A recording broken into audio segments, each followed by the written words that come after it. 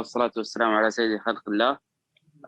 Thank you all for joining us today for this training session in this workshop.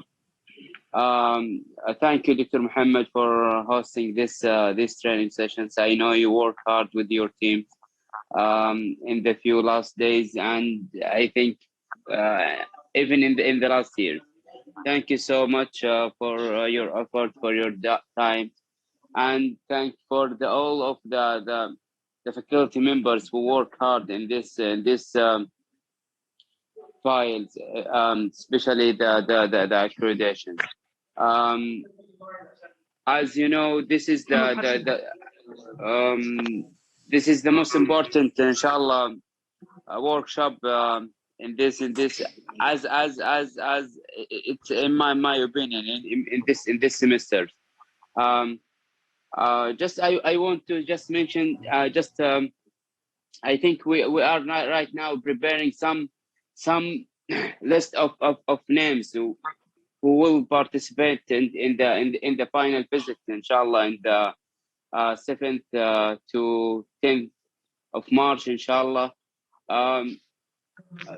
We have to read every I mean the evidences and the standards and the criterions of the standards. We have to focus on this material that we have in the link. As I know, like the standard one, I mean should focus on the missions and goals and the operational plans of the programs, and how they map to the institutions missions and goals and the outcomes, and even the operational plan. Standard 2 will goes to the program management.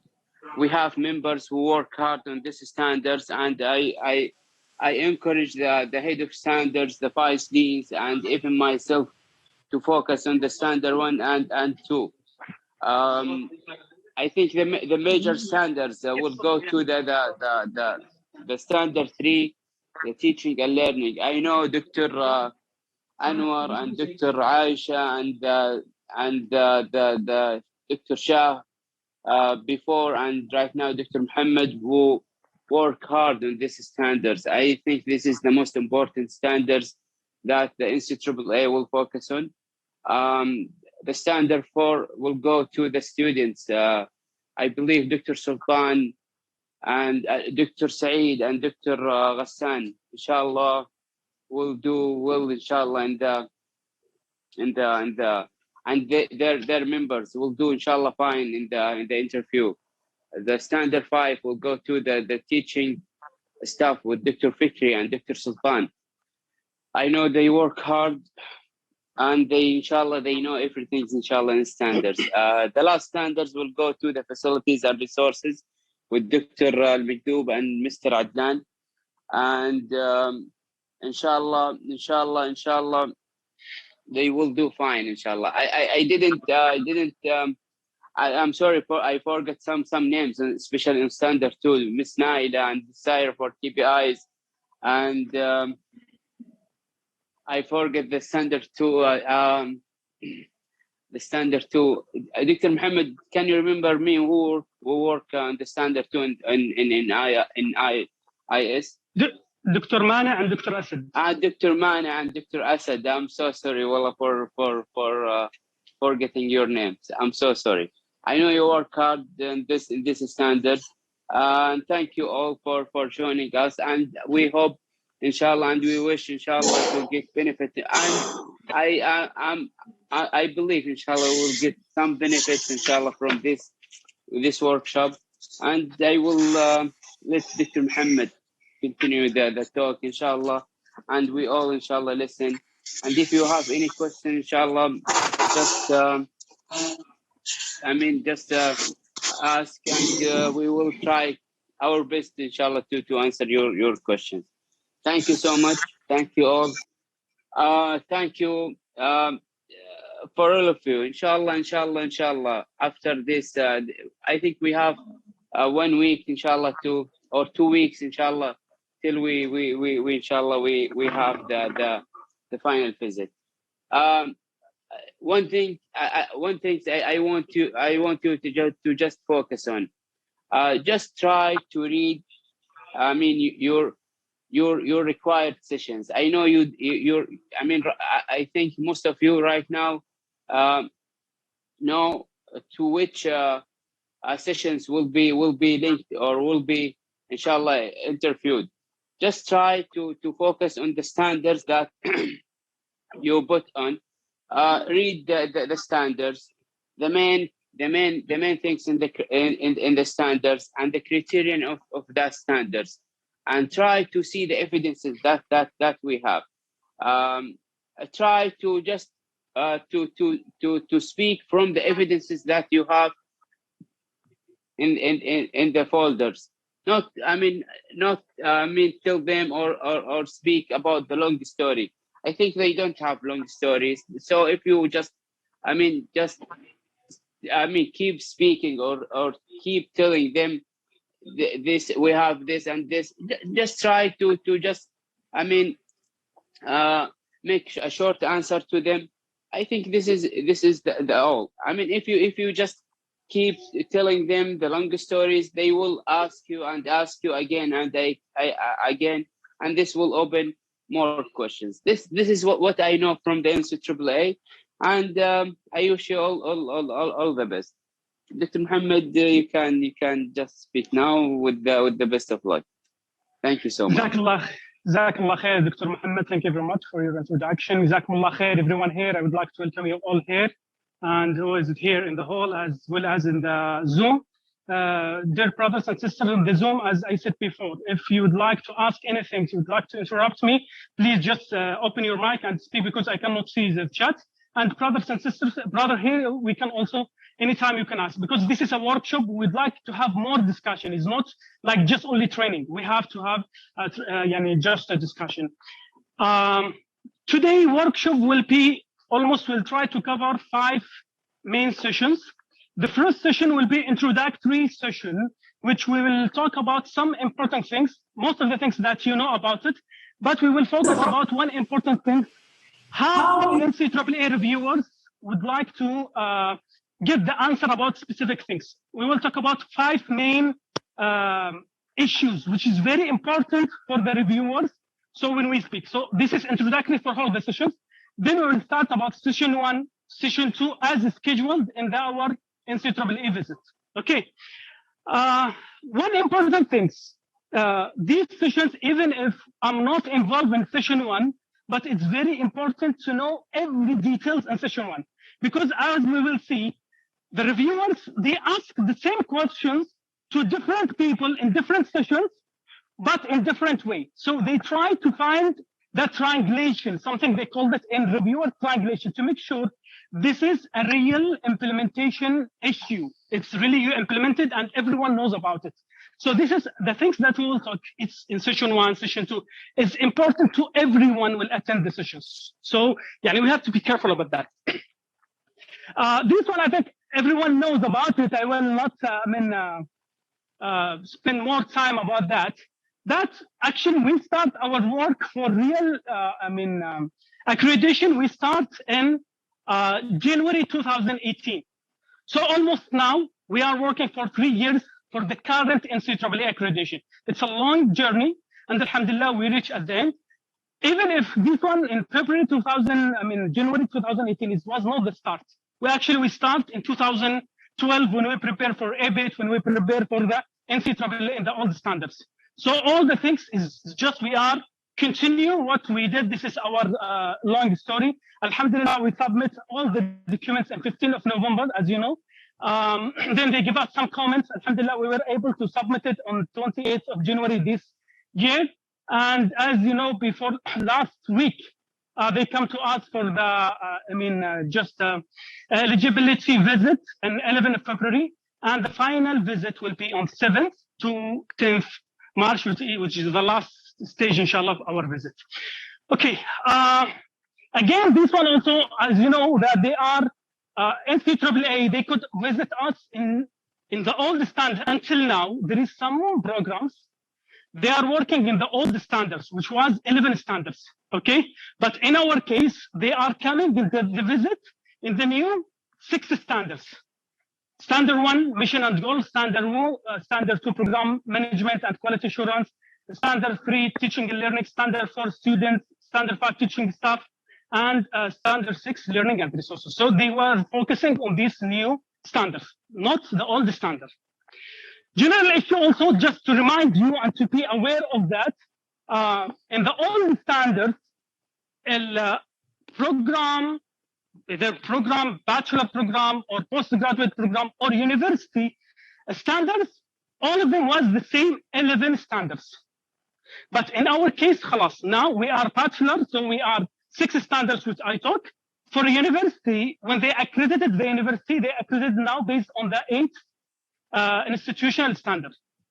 Okay, so you can see, and for postgraduate programs, they are accredited about 7 standards. The same 6 standards as bachelor level, they add 1 standard for research and projects. Okay, that one is, I think, normal for you. Okay, now this is the most important section in our introductory session. When the reviewers or the main focus of NCAAA, they are here to see one important thing: the quality assurance of the program and the continuous improvement of the education program is the main focus. It means that they are coming to our program to see if the program has a continuous improvement process. This continuous improvement process in all the aspects, in the mission, in the leadership, in the teaching and learning, which is most important, teaching and learning, in the student services, in the faculty, in the resources. So when the answers, they would like to hear something about the continuous improvement. We will talk about what does it mean, continuous improvement. So when we give the answer, we try to make sure that they would like to see continuous improvement. We try to answer based on these things. This is the first one. The second one, NCAAA focus in the visits, they are focusing about one concept called alignment. They would like to see alignment. Your answer should be aligned based on something. For example, when we build our mission, should be our mission aligned with something, either above or drop. If you do for practice, this practice should be aligned based on the policy procedures. These policy procedures should be aligned with something. So alignment, we will talk also about alignment, but alignment is very important aspects that reviewers would like to ask and would like to get in the program. So in our answer, we have to take this one in our consideration. Alignment is very important concept for the reviewers. The third one, which is also important, the reviewers who already reviewers like Dr. Yusra, that they know NCAA always when they talk to the reviewers, they ask him about something called triangulation. What does it mean, triangulation? Triangulation model is used in the visit. It means that when they come to visit, they already read our SSR. By the way, the team is already formed. I don't know, Dr. Mohammed, if you know that, but the team is already formed, and the team already starting reviewing our documents. I can track their names. I can track their progress. They already started, and they are reviewing our progress in our documents. Okay. So, what triangulation mean? They read in our SSR something. Okay. Yes. No, different team. Different team. The head of CS, I think she is American from Arabic origin from Syria, but I think for us the head is originally from USA. Okay. So في حراء قفل يا محمد دكتور. خلاص غلقت عليه دكتور. Okay. Triangulation is very important thing. What does it mean, triangulation? If they read information in the SSR or they read it in any evidence, they would like to have triangulation. What does it mean? They would like to make sure is what is written in the SSR on the evidence, is it correct in the visit, in the session? They would like also to see our, building, to see is it correct that? Also, triangulation could be, they will ask one question for session 1, they will repeat a same question, but in a different way, in different sessions to make triangulation, to make sure. So this is very important. When we answer, our answers should be aligned together based on what is we provide in our document and based on this session. For example, if they ask you about, faculty evaluation, they will ask in session 1 and session 2 about faculty evaluation. What the head of department, the dean, deputy dean, they will talk about this procedure should be the same that we answer in the second day. Because this is the way of the reviewers. If they find a conflict between the data that we said in the session, different sessions, or in the SSR, that one will be critical for us. So we have to make sure that when we answer, continuous improvement should be appear in our answer. Alignment should be appeared. This is in every standard, in every criteria. We'll talk one by one later on. And triangulation, it means that when I talk, should be consistent with what is written in the SSR, written in the evidences. What is our brothers and sisters in the previous sessions, they talk about it. So this is the third concept that reviewer normally focus on. Dr. Mohammed, can I ask one question, please, for yes. regarding regarding the continuous improvement? I think they which part, the faculty members, even us, like, should focus, like, when they say what is your continuous improvement, or from where we can know you are in the stage of continuous improvement.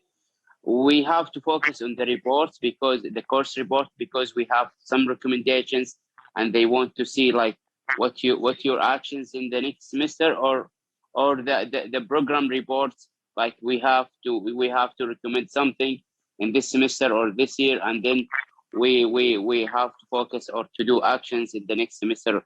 This is in the program level.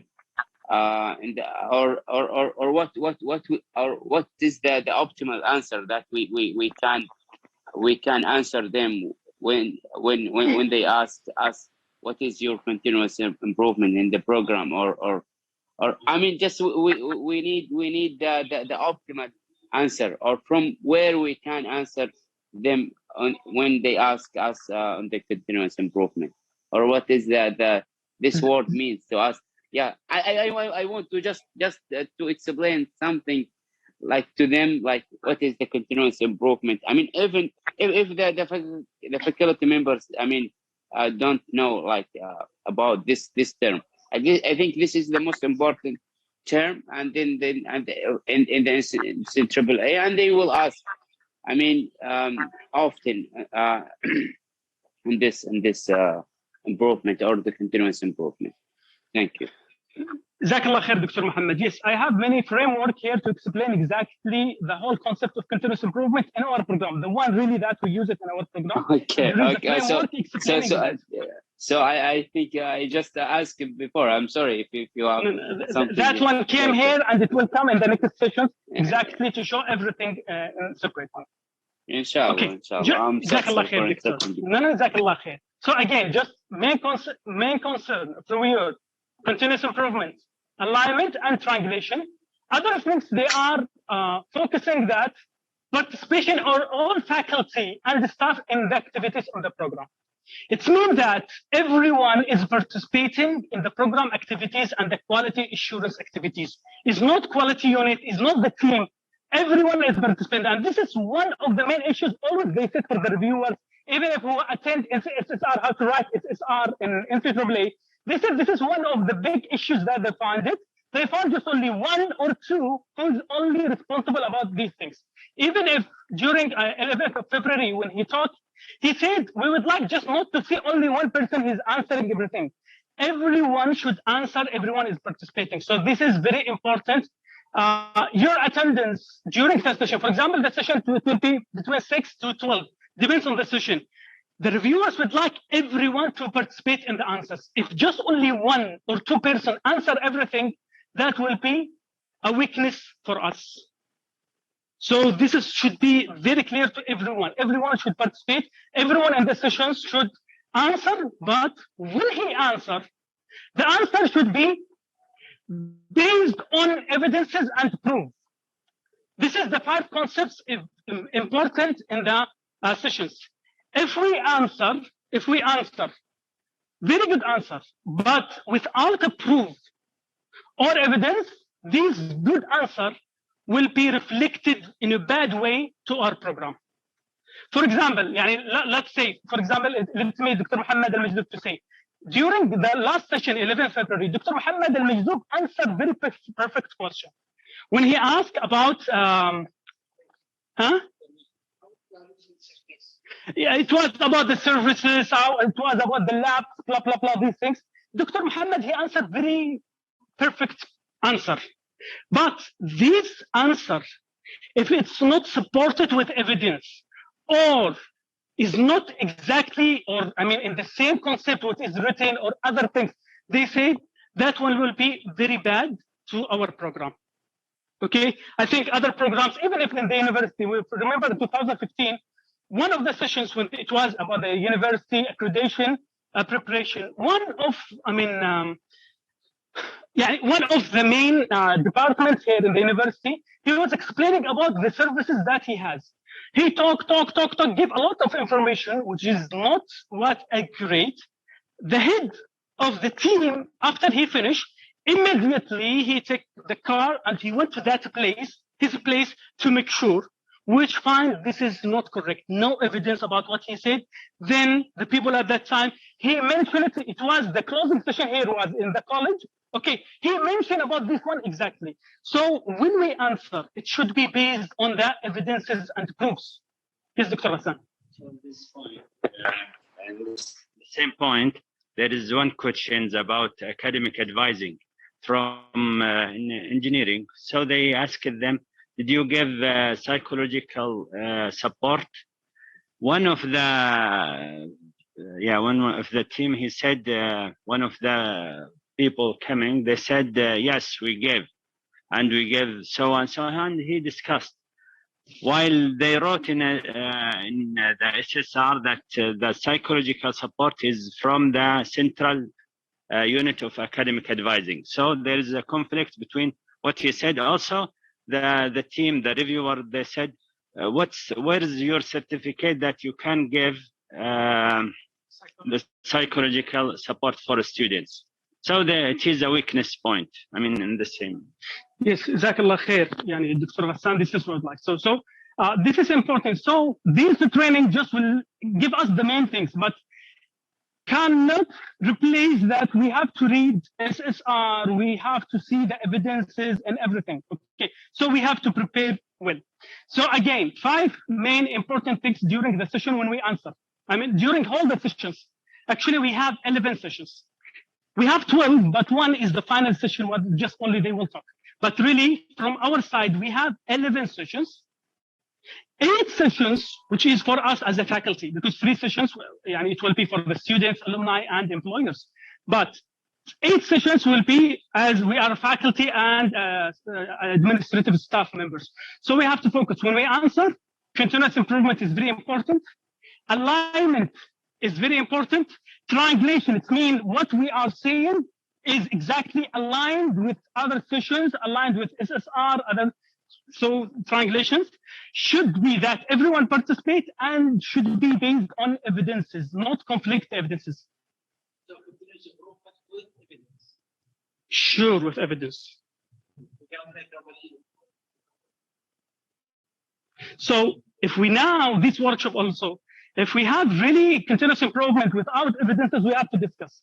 This session also to find our weaknesses. It's discussion, it's a workshop. We can find let's discover our weaknesses in 2 weeks before the visit. And we find a way how we can, if we discover any weakness, that we can solve it. Okay, as a continuous improvement and alignment, it will be in different sessions. I will explain separately, but let me now just explain in abstract level. For the alignment and continuous improvement, we have to think that we have the university level, and this is how NCAAA they are thinking. We have the program level, they are coming for the program, they are coming for the program accreditation, but you have university level, it's above to you. This one should be, these books should be covering everything, but due to that just limit of the size, I make it like that. But the program exactly inside the university, we have our stakeholders, main stakeholders. We can see in session 1, session 2, Mainly, they will talk about stakeholders. What is your stakeholders? How they engage in your work? How you take their opinion? How take their feedback and interpret it in your system. So in the program, you have stakeholders. We have the community as a whole. We have national qualification framework. We have other things. Okay. So in the university, for example, we have university mission and goals.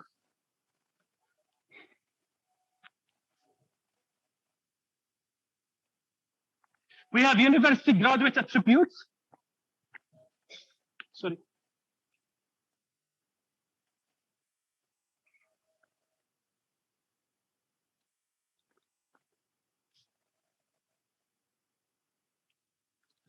Just give me 1 second. Secretary.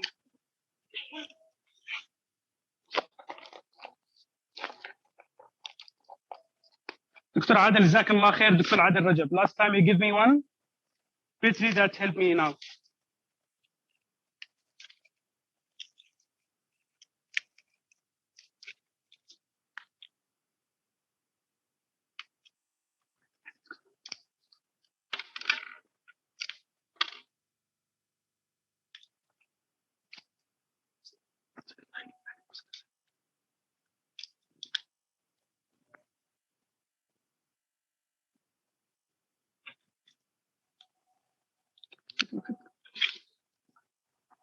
So in the university level, we have university mission and goals, university graduate attributes, we have university PLOs, we have some university policies and procedures, institutional, and who attend with us last session in the 11th of February, they know that they talk about policies and procedures. We have infrastructure and support. We have other things. Okay. So how this alignment, how these, continuous improvement in the program, the first things in the program is what? Is the mission of the program. So they would like to see when we first develop our mission, when we review our mission, should be aligned with university mission and goals, should be aligned with the standards needs, should be aligned with the community. So this is the alignment.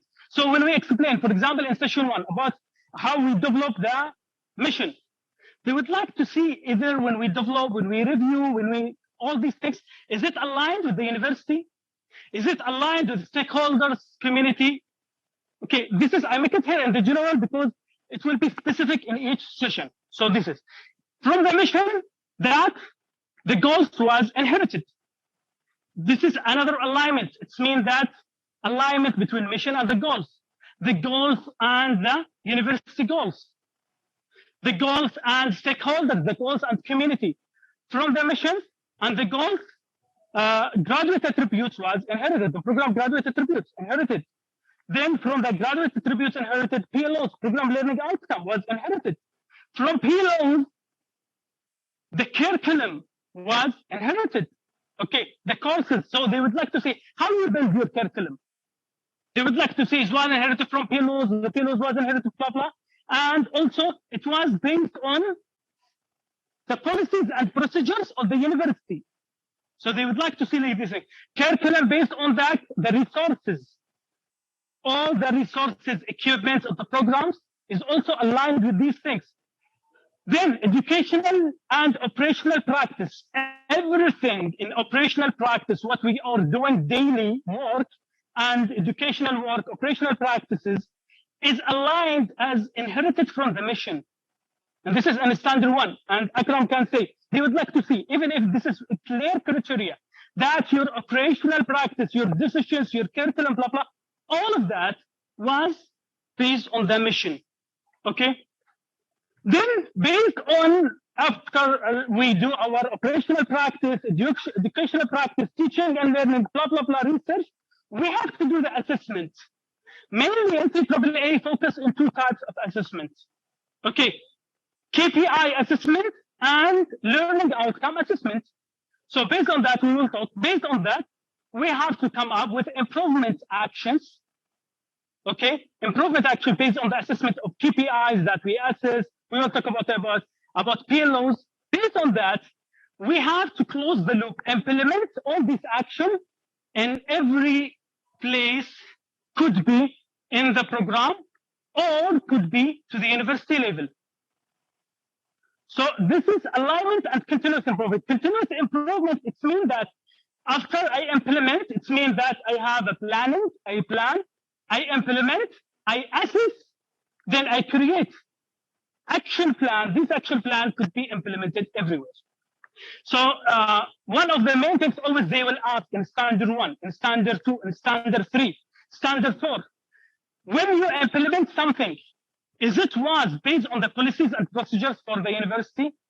For example, I can see example. One of the questions was raised during the visit on that Thursday, and it will be raised. How you update your curriculum? Do you have a policy and procedures to update your curriculum? Yes. From where you get this? We have to get it from the university policies and procedures. For example, what is the rules of admitting your students? What is the rules? From the rules, what is the policies and procedures? We have at the program level, but it should be aligned with the one in the university. This is examples. For example, requirement of the faculty. How to hire a faculty. We have a rule. From where this rule should be from the university aligned with our program. We can have in every aspect, we have this. So alignment and continuous improvement in these general concepts, that one will be repeated in different way. We will have some different diagrams and frameworks, okay, in a specific way. But that one, the general way, how to find that they have the alignment and about, the continuous improvement. For example, let's give a question now. How you develop, this is one of the main questions sure that will be, how you develop, how the program develop its mission.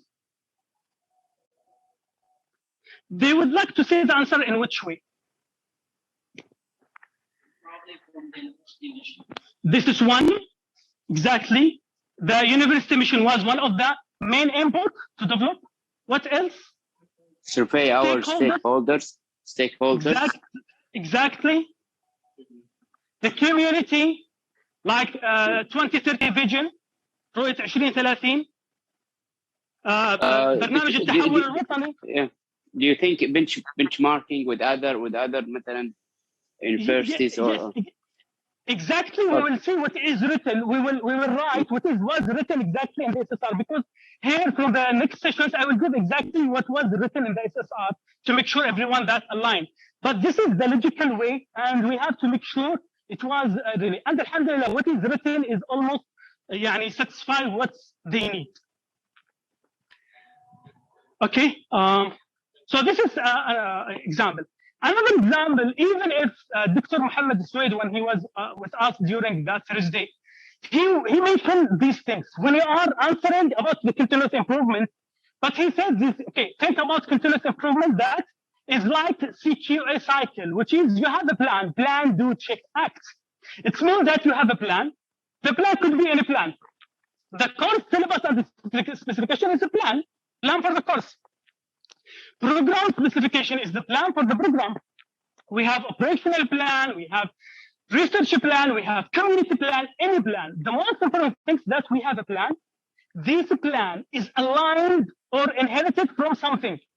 Community needs, from the university rules, from the university plan. For example, when we inherit about our research plan, it's not, we will talk about it today in, just in standard 2, but it will be repeated at the last session. Okay, the session number 7 for us.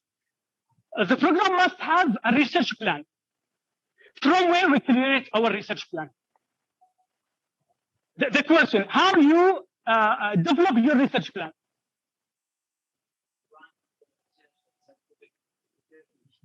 They would like to hear these things.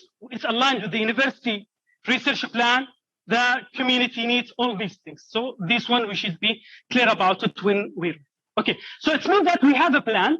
This plan should be aligned. Course specification is a plan. At the end, course specification is a plan. This plan inherited from where? From the program itself. The program inherits from something, okay. So this one. Based on the plan, they would like to see that you implement the plan. For example, for the courses on the program, plans, teaching and learning.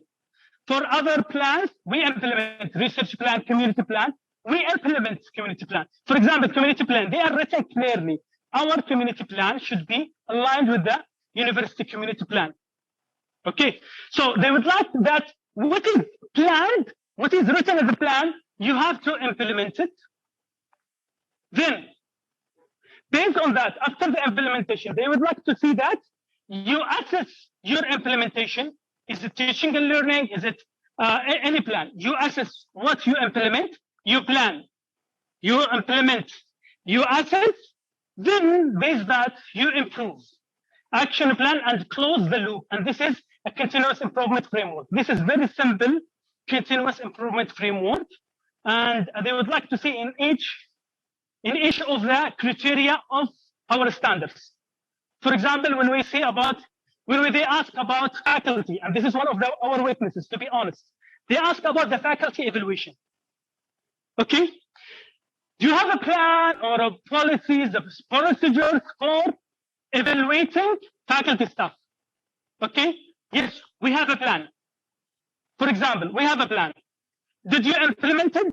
They would like to see. You implement. Based on the implementation, we found, for example, some weaknesses, problems, blah, blah, blah, for the faculty would like to be improved. Then, did you close the loop? Did you improve the faculty? Did you design any workshops, any training? Did you give him a feedback? Did you assess if he improved or no? And this is one of, yes, Dr. Fikri. We have procedure, but not right. Yes, this is one of the problems. For example, in NCAAA, they will find we have a policy, we have very good policy at the program level and from the university, but it was implemented 2 times, I think, or 3 times during the last 10 years. And when it was really not evidences that we give a feedback, we design some improvements based on that. This is one of the criteria that we have to think about it. But this is a very simple example. But in each criteria, we have to think about that. Plan, implementation, assessment, closing the loop. Victor. We should bring our mind for the continuous improvement concept. We should bring this concept in our mind in every practice that we have in our standard or substandard. Like for every practice, we have a mechanism. And this mechanism should be implemented and should be the outcome of this mechanism should be assessed.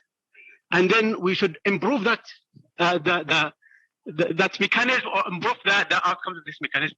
So it means that for every practice, it doesn't mean that we have a plan. That means a whole plan. It's just maybe a simple mechanism. This is a plan. And our implementation of that mechanism and our assessment of the results or outcome of this mechanism, that's what we should think about for every practice, not only for the PLOs or for the program goals. Okay, that's the main concept, the main component of the program. But even every practices that we have in every substandard, we should think or bring this concept in our mind.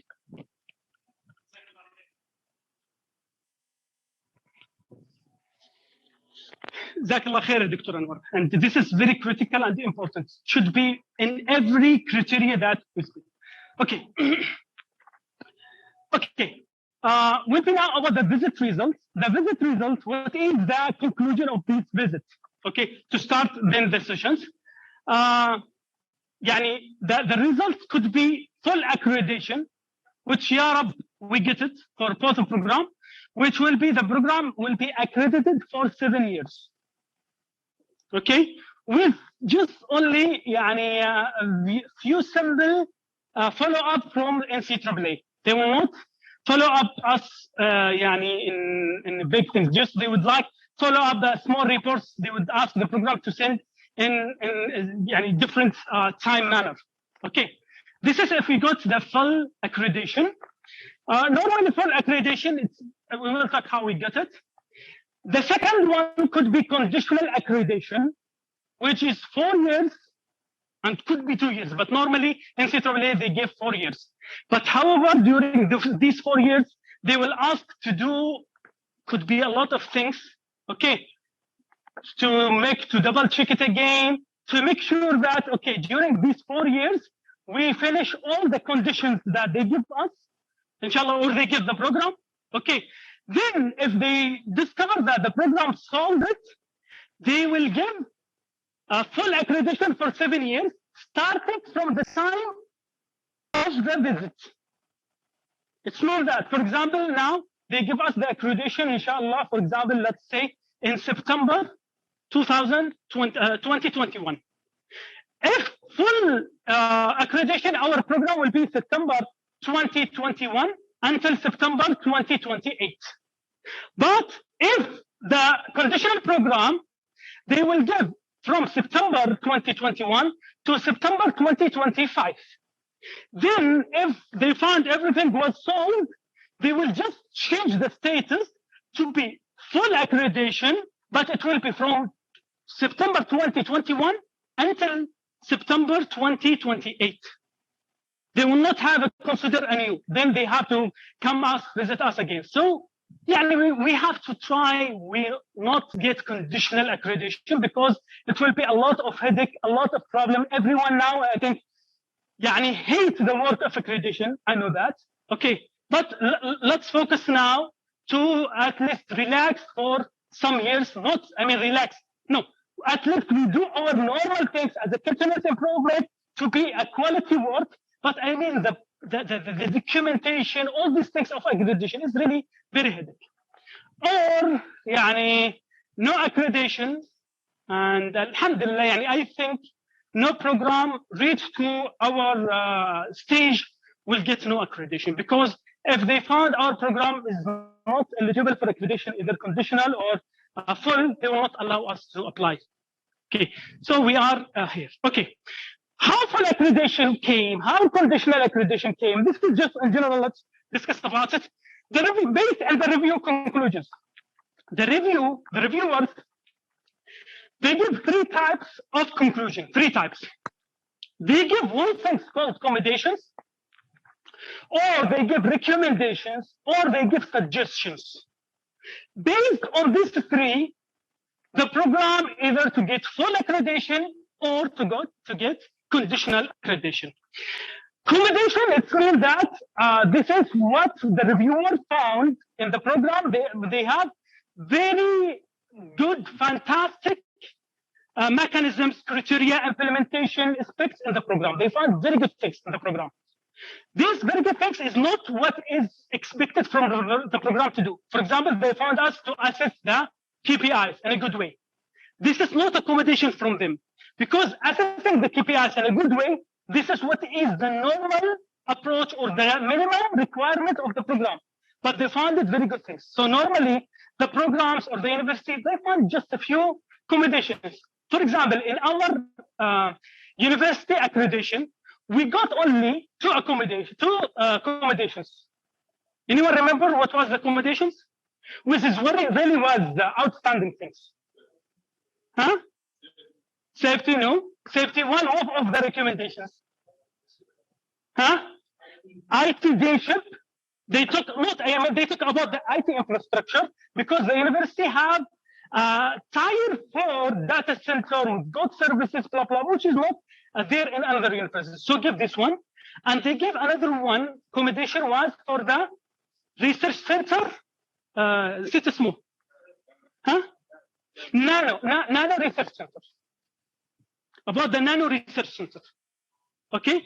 Just only, we get 2 accommodations, we get full accreditation for the university. Okay. So, that one, inshallah, we get it. But normally the problem with recommendations.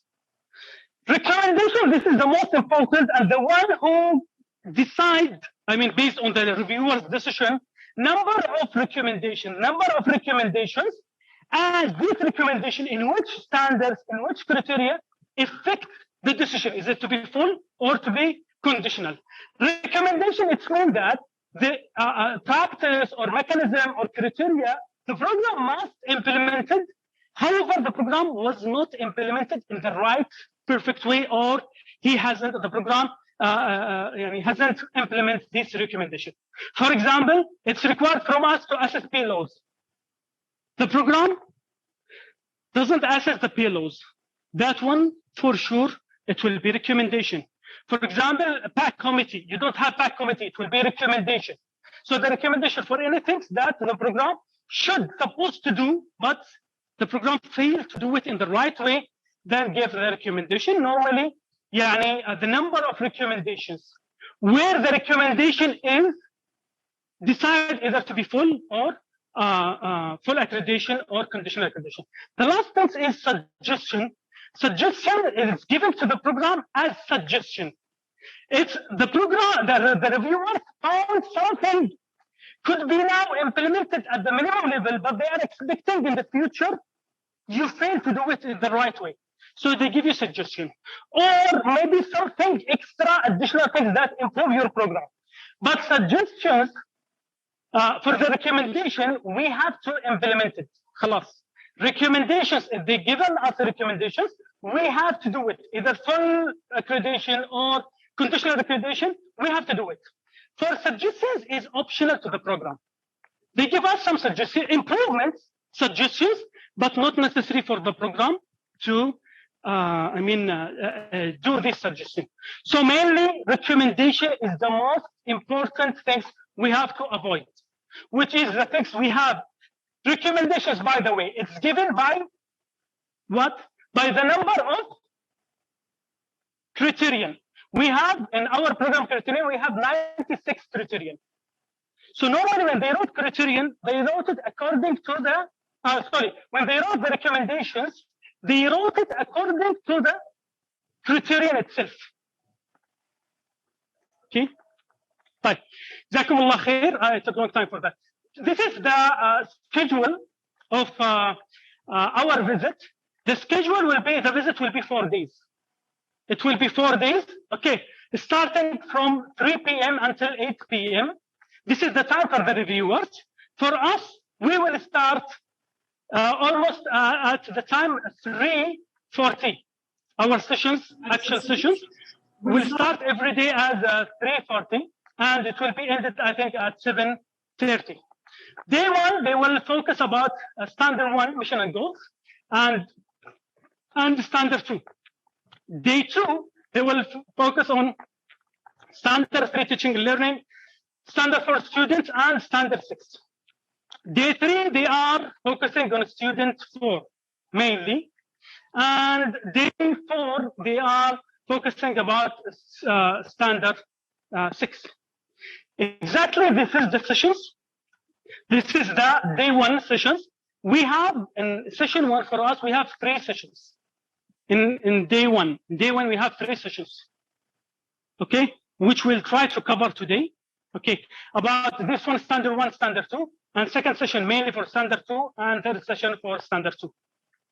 Day 2, it will be focused, as we said, our standard 3, and this is for faculty, and this is the one of the most important session, which is the session of the faculty members, because everything what was mentioned in the day 1 could be repeated, could be 30% of the things repeated in this session, to make sure there is a triangulation. It means that what is said, head of department, coordinators, anyone said in day 1, they would like to make sure this is correct with the faculty. It will be again in some way repeated to the students. We will talk about that. This is day 3, and this is day 4. Jazakumullah khair. This was introductory before we start session by session. We'll start session 1. Any question before we start? Yes, Doctor. What's your plan for the issue during the actual session? Because as you see, time is actually during the general education session. The people, our kids, is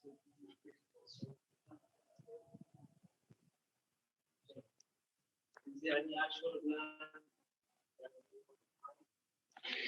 Yes, exactly. Khair. Even if yesterday I talked with Dr. Yusuf or whom, One of the problems they found it also, I'm not sure if this is not correct, I'm not sure if not correct. One of the things during the engineering college was some internet issues, was opening the camera. Everyone is must open the camera. This one, some protocols, we will talk about it later, not now, but there is one of the areas everyone from male should be in the campus here. And we have to talk to the IT to make sure that internet, they have this, maintenance, upgrading, all these things during these 4 days, and should be that time. And you have another plan, it will be perfect. I think it's going to be very good. There's like small incidents.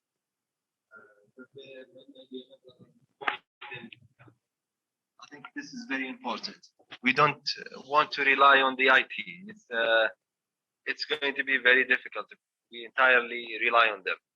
So I prefer you use your data from your phone to use your internet. That could be a solution. Another solution is you come to the university. I think the internet here is better than if we use it from home. That's a suggestion. And Dr. Mohammed, for the cameras, so we need to make sure that it's male and female. Yes, we have to make sure, but as I know that even if I think Dr. Mohammed said during his talk, he said, I'm not sure in which session, he said even if female sisters, they are wearing niqab, no problem. She can wear niqab and she open the camera. You know why? The reviewers would like to see the camera is open to make sure there is no, for example, like what? They are not in the same place. They are not, cheating from each other. I'm sorry for that, but they would like to make sure about this issue. So camera is important things. We will talk about this, all the protocols about the visit. And Jazakallah khair, Dr. Manne, for that.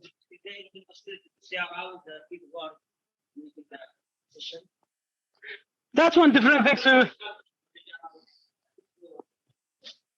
we will talk about it. We discussed with Dr. Yusuf about it, Dr. Muhammad. If that one will give the reviewers indicators there is someone, that one will be a big problem.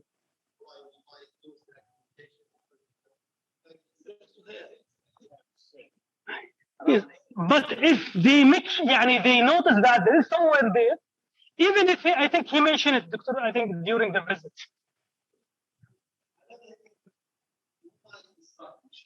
We are the same. So it's better to prepare for office.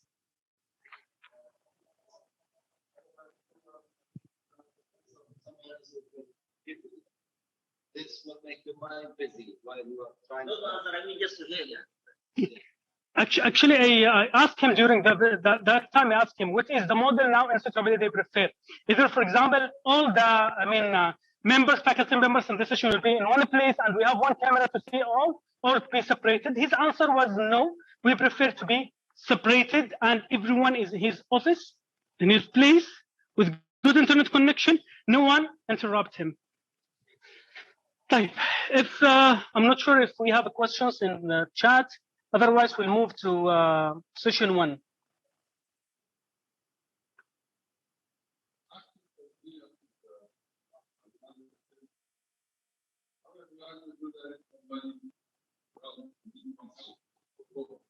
Huh?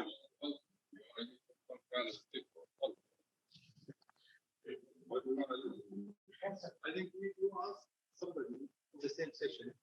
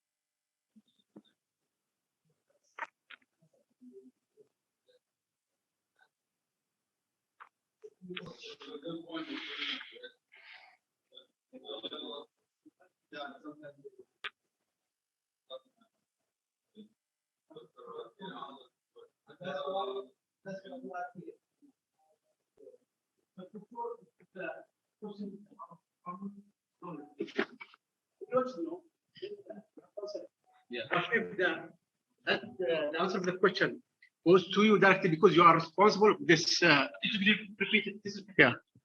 Yeah, I'm talking about the question that could be answered from the reviewer.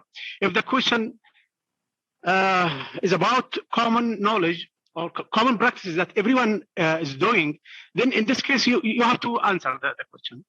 But if the question is about some specific practices or directly because you are responsible for this practice or this standard, then in this case you the question will go directly to you, and if it is not goes to, it's not you don't have to answer this question because you are not responsible for that practice, then I think in this case you may refer to the person who is in charge. وبعدين راح تروش. Unless he is responsible for this, or he's supposed to know the answer. For example, we have a session about the faculty members. So they will ask questions about, do you have an evaluation to, for example, to evaluate your leaders in the college? I think everyone is supposed to know if there is an answer for this. It's not a good way to say, okay, can anyone answer this? I don't have an answer. This is not a good indication. So I assume they know if they are going to pick on someone, they specifically know you are supposed to know the answer. That's what I think. You remember that during the reviewer time, she talked about the foundation year, and that was a critical point for giving conditional accreditation. Is this still like an issue? Dr. Yusuf, sir, Dr. Mohammed, yes. Yes, we can hear you. Just I want to mention something. I mean, as Dr. Yusuf said, like how we can, I mean, yes, how I mean, if we have any kind of leader evaluation or something, and when we said yes, I mean, our yes should be based on the evidences, like surveys or something. But if we if we don't have, I mean, this evidences, we cannot answer. I mean, just to mention to emphasize that the faculty member should answer the question based on the evidences, not from his mind or her mind. That's what I want to just I mean, emphasize and mention when they answer the questions. Thank you. طيب جزاك الله خير دكتور محمد. Actually, Dr. Mani, you raised one important thing. Actually, we have three important issues. That one is out of our hand, and we leave it to Allah subhanahu wa ta'ala. Okay, these three things, the first one, this one apply for CS and ICE is preparatory year. We tried our best. Okay, we suggest three suggestions. Okay, from almost 1 year and 4 months. We are talking during Dr. Abdullah Abbas, then Dr. Mohammed now, talking to find the solutions about preparatory year. One of the solutions is that you can leave preparatory year as it is, but don't make it as a part of the program. Alhamdulillah, I think with that time we discussed with Dr. Hani, we discussed with Dr. Mohammed even the second time. These suggestions is to just separate preparatory year from our program, and alhamdulillah, our program without preparatory year is more than 120. We couldn't. One of the things to be tracks, preparatory, many solutions until now, there is no solution. The visit will come with solution.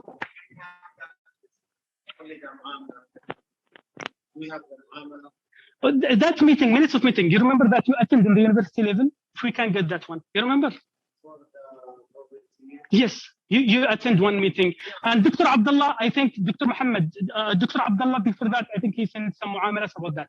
If we can collect these evidences, even if the meeting minutes that you attended last time. Clear.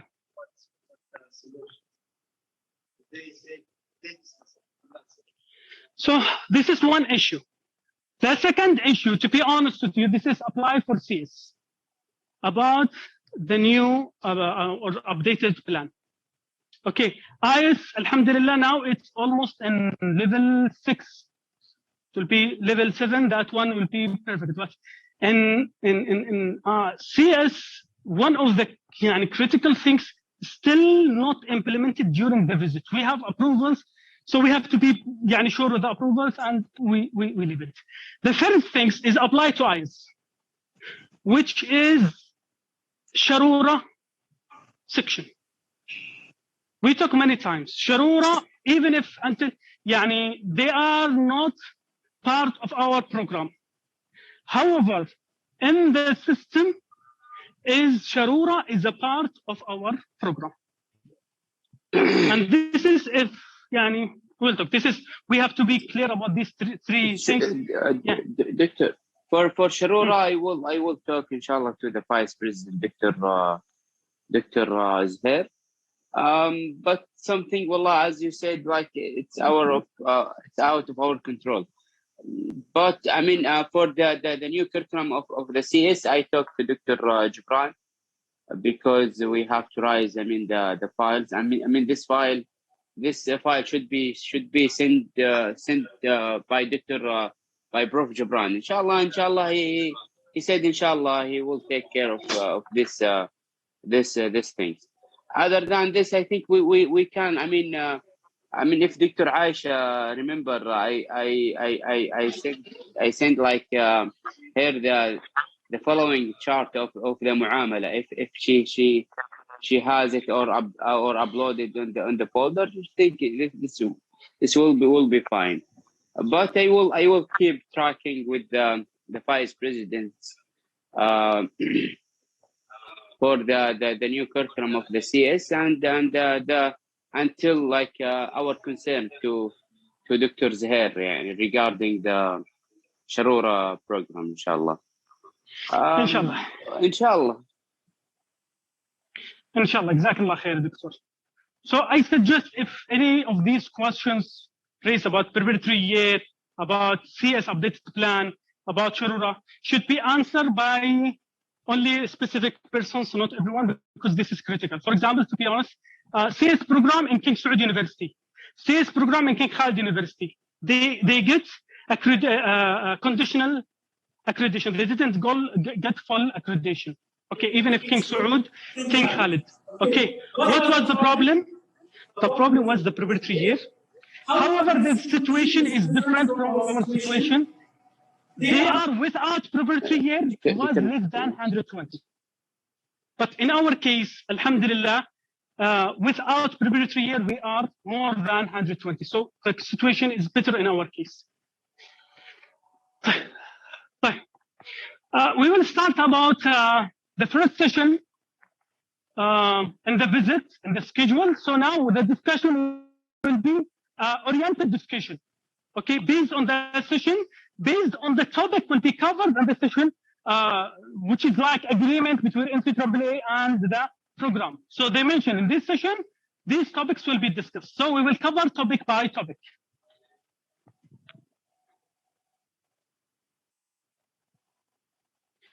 The first session, it will be on the Sunday, 7th of March from 3:40 p.m. until 4:30 p.m. It will be 50 minutes. It will be covered standard 1 and part of standard 2. We will cover one by one. What we will explain, any training, even if this training, separate training with the department training, cannot,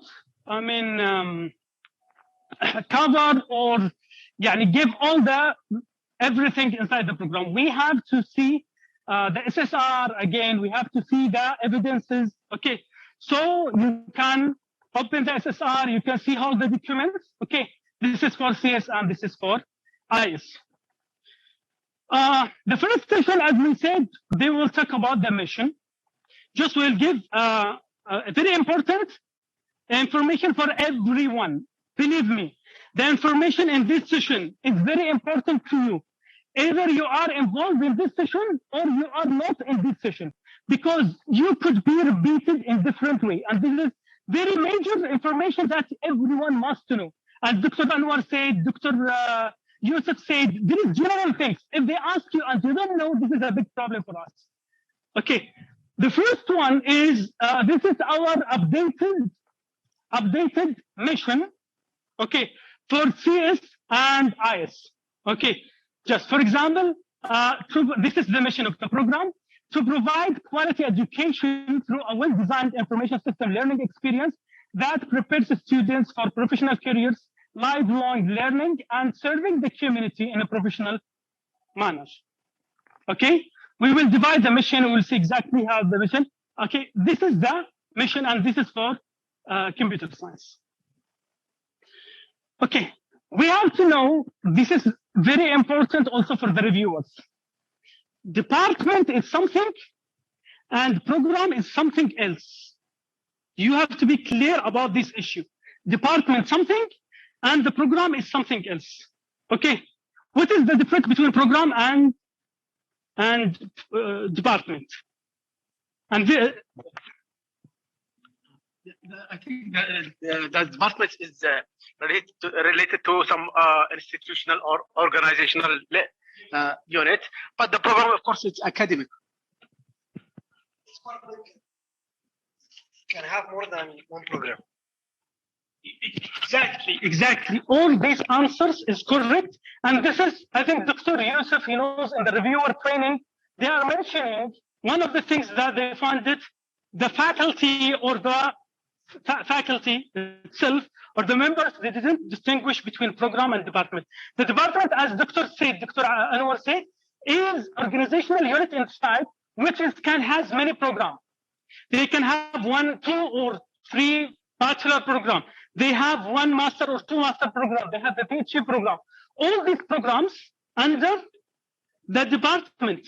Okay, so this differentiated, it will be reflected in the mission, it will be in the goals, it will be about everything. Okay. Dr. Mohammed, I have one question related to the program mission. The program mission, since the day one we started, is it the same or was changed? Jazakallah khair. It has been changed and it will be here in the slides. Okay, so now if we focus here, if we see this is our updated mission, which was updated. Okay, so we can see here now there is no research. Mainly, it's focused about teaching and learning. Why? Because we are bachelor level program. Okay. However, the department mission, which was the same of our program mission before, this is our. When I said I changed, this one could be computer science information system. This is the same. This is the mission of the department. This is the mission of the department. For example, computer science department mission provide qualified computer science graduates according to international standards. Okay, contribute significantly in the computing research, offer training, consultancy, and service to the community, provide a supportive environment for foster professional development. This is our department mission. We can see the main difference. Now, if we can see the department mission is cover which elements? Teaching and learning, research, community service, and consultation and training services. Okay, which could be aligned with any program, bachelor, master, blah, blah, blah. This is Najran University mission, because as a program, we have to know our program. We have a department, we have a college, we have a university, but you have to align to one. Offering teaching and learning that address the needs of society and the labor market, effective contribution to sustainable development through conducting applied research and optimal use of modern technologies and establishing partnership at the local, regional, and global levels. To be clear, this is the old mission of the university. There is a new mission, okay, which was last year, and some of the faculty here from the college participate in the new university mission and the new strategic plan, however, still not published. So we cannot talk about that, but maybe this is for your information. The university is now in the second strategic plan of the university, and they have a new vision and mission, but we have to talk about this one. What is the change in this and new? They change. يعني والله it was 1 year brothers, but they more focus related to the 2030 vision. They mention exactly to that. They focus about some specific things in the community of Najran. Okay, but this is the main يعني changes. They talk about the, I mean, also يعني this is the most important things I can remember. Right. Our old mission, this is your answer, Brother Asad. Our old mission, it was provide qualified computer science information system graduates according to international standards, contribute, blah, blah, blah. This is old mission. I think it's from 2011 to 2019. Okay. To be clear, what was the progress of that? Actually, we didn't mention it in the SSR. We did not mention this one. This one. Yes, but what that we changed, but that one not approved finally. We can see now, we discuss about it. What happened? This one was exactly from 2011. It was from 2011, 2015. And if we can see, it's the same mission of the department. And it's focused on the research, community contribution, as well as teaching and learning. During, in exactly March 2016, to be the story, to know the story, March 2016, when the institutional visit, the initial accreditation visit for the university, they give us a recommendation. They give us, I think, more than 70 recommendations for the university. Recommendation number 26, 27, 28, and 30, 4 recommendations were mentioning exactly functional program. They must remove research and community contribution from their mission. Based on that, we work to update, blah, blah, blah, starting working from that time. يعني جزاه الله خير, يعني headed by Dr. Akram, Dr. Anwar, and the team, Basit, that time group, they're working to, I mean, change. We come up with, at 2019, at that one approved after surveys, blah, blah, blah, with many stakeholders. We will talk about it. We come up with one version of the mission, which the one that Dr. Hanan saw. Then based on her discussion, she gave some comments. Okay. Actually, we took part of the comments. We meet, you remember we met on the Zoom. Okay. With the dean, everyone, we discuss about her comments. We come up with a minor change with the mission. Okay. With minor change with the mission. But in the SSR, we didn't mention these things. Because her way said she said about research, blah, blah, blah. We didn't accept her recommendation because her recommendation was, she said, how you didn't have that research, in the mission, community service. So we reject, however, we did some modification and we come up with the last version.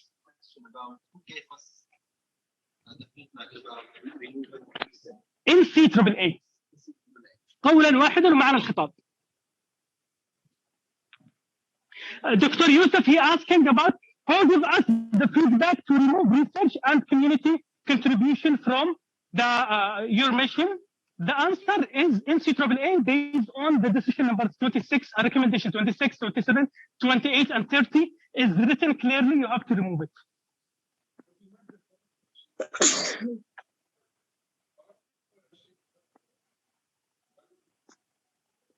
Pen partnership. This is the updated one. Hey, Doctor. We give serving the community and this is very good things. If they ask us, where is the research? Our answer should be clear, the research in the department. And the faculty, they are member of the department. And we have now, we will open very soon a master program. This is very important issue, should be clear during the answers.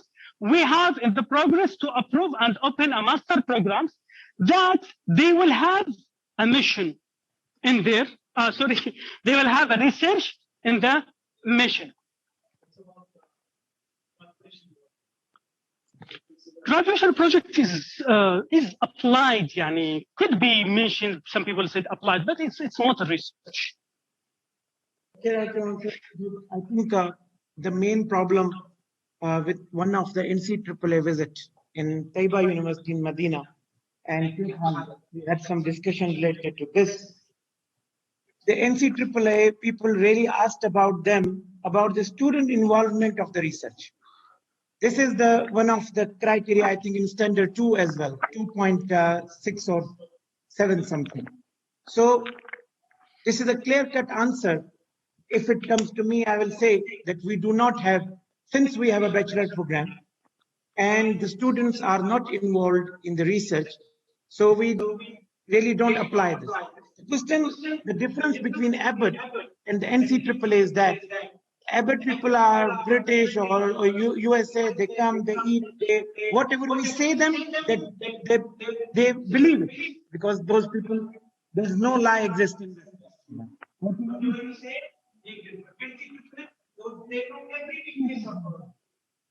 they know it because they are belonging to the kingdom. So I think, as Dr. Mohammed said, whatever we have evidences and support our evidences, we have to clear answer based on that, rather than we add on something. Any add-on will be the disaster, I believe. So I think on the student level, we would answer that we do not have any research and the master program is in progress. Jazakallah khair, Dr. Asad. This is exactly. Actually, in our mission, to be honest, even if Dr. Mohammed, he knows that, me and him, we attend a workshop in NCAAA at 14th of November. We paid the fees, me and him, wallahi, just to ask about 3 questions, and he knows that. These 3 questions was according to Dr. Hanan comments. But for example, before I said what was the question and what was the answer of NCAAA, we attend the workshop just to ask 3 questions. Okay. For example, but before I say the questions, if we wrote here research, you can write. It's your decision as a program to determine your level, what is your direction, because mission exactly is directing every activities and the curriculum designing in your program. If you would like to say bachelor program, you have research, good, you put a research, but you have to reflect this research in your learning outcome, graduate attributes, in your curriculum, your student activities, as Dr. Asad said. So this is one of the problems that I asked. That time, we distributed the question between me and Dr. Mohammed. This question about research in the mission, I asked the consultant there by myself. I said, Doctor, is it necessary for a bachelor program to have the research in its mission or not, and how we can deal with that? His answer was exactly the same. He said the program determines his element and his direction. So he can put it in his mission or no. But if he put it in his mission, should be reflected, as I said, in every part of the mission, and should be approved of that. If he didn't put it in his mission, should be no reflection of the students directly. Okay. However, he said, a research should be focused on standard 2 and then standard 5, regarding to whom? To the faculty. He said why? Because faculty, they must always be updated with the information, and they can exactly reflect the updated information to the students. Okay, so now we will see something about research, blah, blah, blah.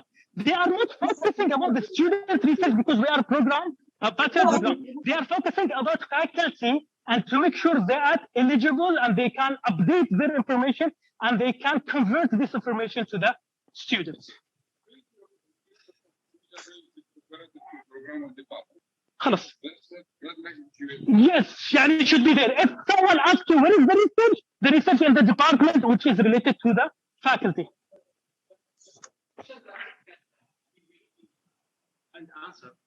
is if we ask about the mission, and should we tell the next story? I mean, I'm talking about the program mission. Should we tell that this story we had an old vision mission, then in 2016 we changed it, and then in 2019 we changed. I mean, telling this story, I think it contains some weakness point. So I think we should have a unified answer for this. جزاك الله خير يعني جزاك الله خير. جزاك الله خير. This is why when Akram, he was looking to me and said this one updated from 2019. We consider this is updated 2018. Actually, this is the main structure of the one that we get it from 2019. However, we changed some words in that. And we have to say that we will come to you, Akram, and to say your opinion. And to say this is the old mission. This story in between, we should not go blah, blah, blah on these things. Unless, why we change? NCAA recommendation was one of the inputs, not the whole input, because we have to review, because one of the elements, mechanism to review your mission, and you have to update your mission, either by NCAA recommendation. Without it, we have, after 8 years, to update our mission.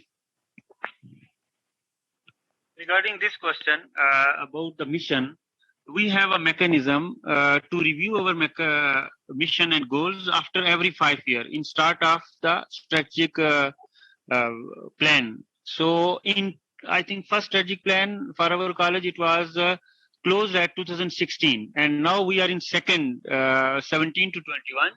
So first it was approved in 2011-12. And then when the 5 years are completed, then we have reviewed again. So I think this can be an answer for this, because we already have mechanism to review after every 5 years. Yes, exactly of that. So we have a review mechanism. We have to review. NCAA was one of the inputs, as other inputs is there. Fine. So now we will come to the goals of the program. Based on that, we come up with 4 goals, which is to enhance students' computing capability by acquiring knowledge and concepts of computer science / information system. I mean, if this is a computer science program, it will be just computer science.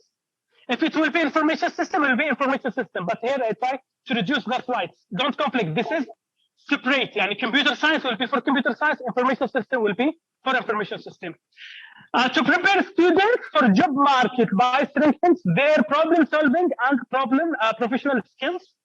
3, to contribute towards the community as a part of a team or individually with accountable, legal, ethical, and responsible practices.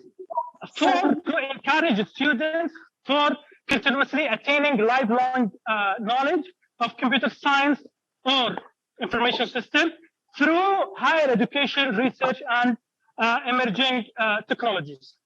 This is in the future we are talking, in the goal. Okay.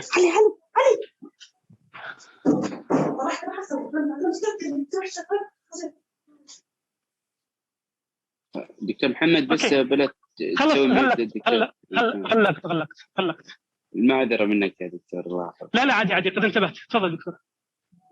تفضل كمل. This programming outcomes line with the university. When did you do it? You have proof. Yes, we will come to that. And this is, we can see that one, which we show that was the goals of the program. Now this is the goals of the department. There is also one trick between the goals of the program and the goals of the department. And should be clear to us, maybe they will ask about that. This is, we can see that this is the goals of the department. طيب بس خلينا اعرض هذه وبرجع اعرضهم الاثنين. برجع لك حاضر. Enhance the department's educational recognition at the national level. Produce competent graduates to meet national needs. Reach a national performance in scientific research, strengthens the partnership with the community. Okay, you can see these goals. What is the difference between the department goals and the goals of the program?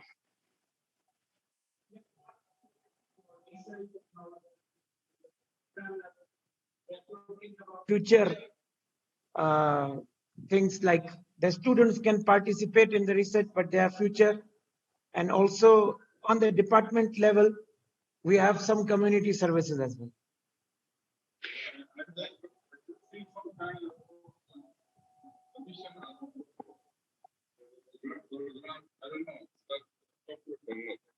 The program mission number 4.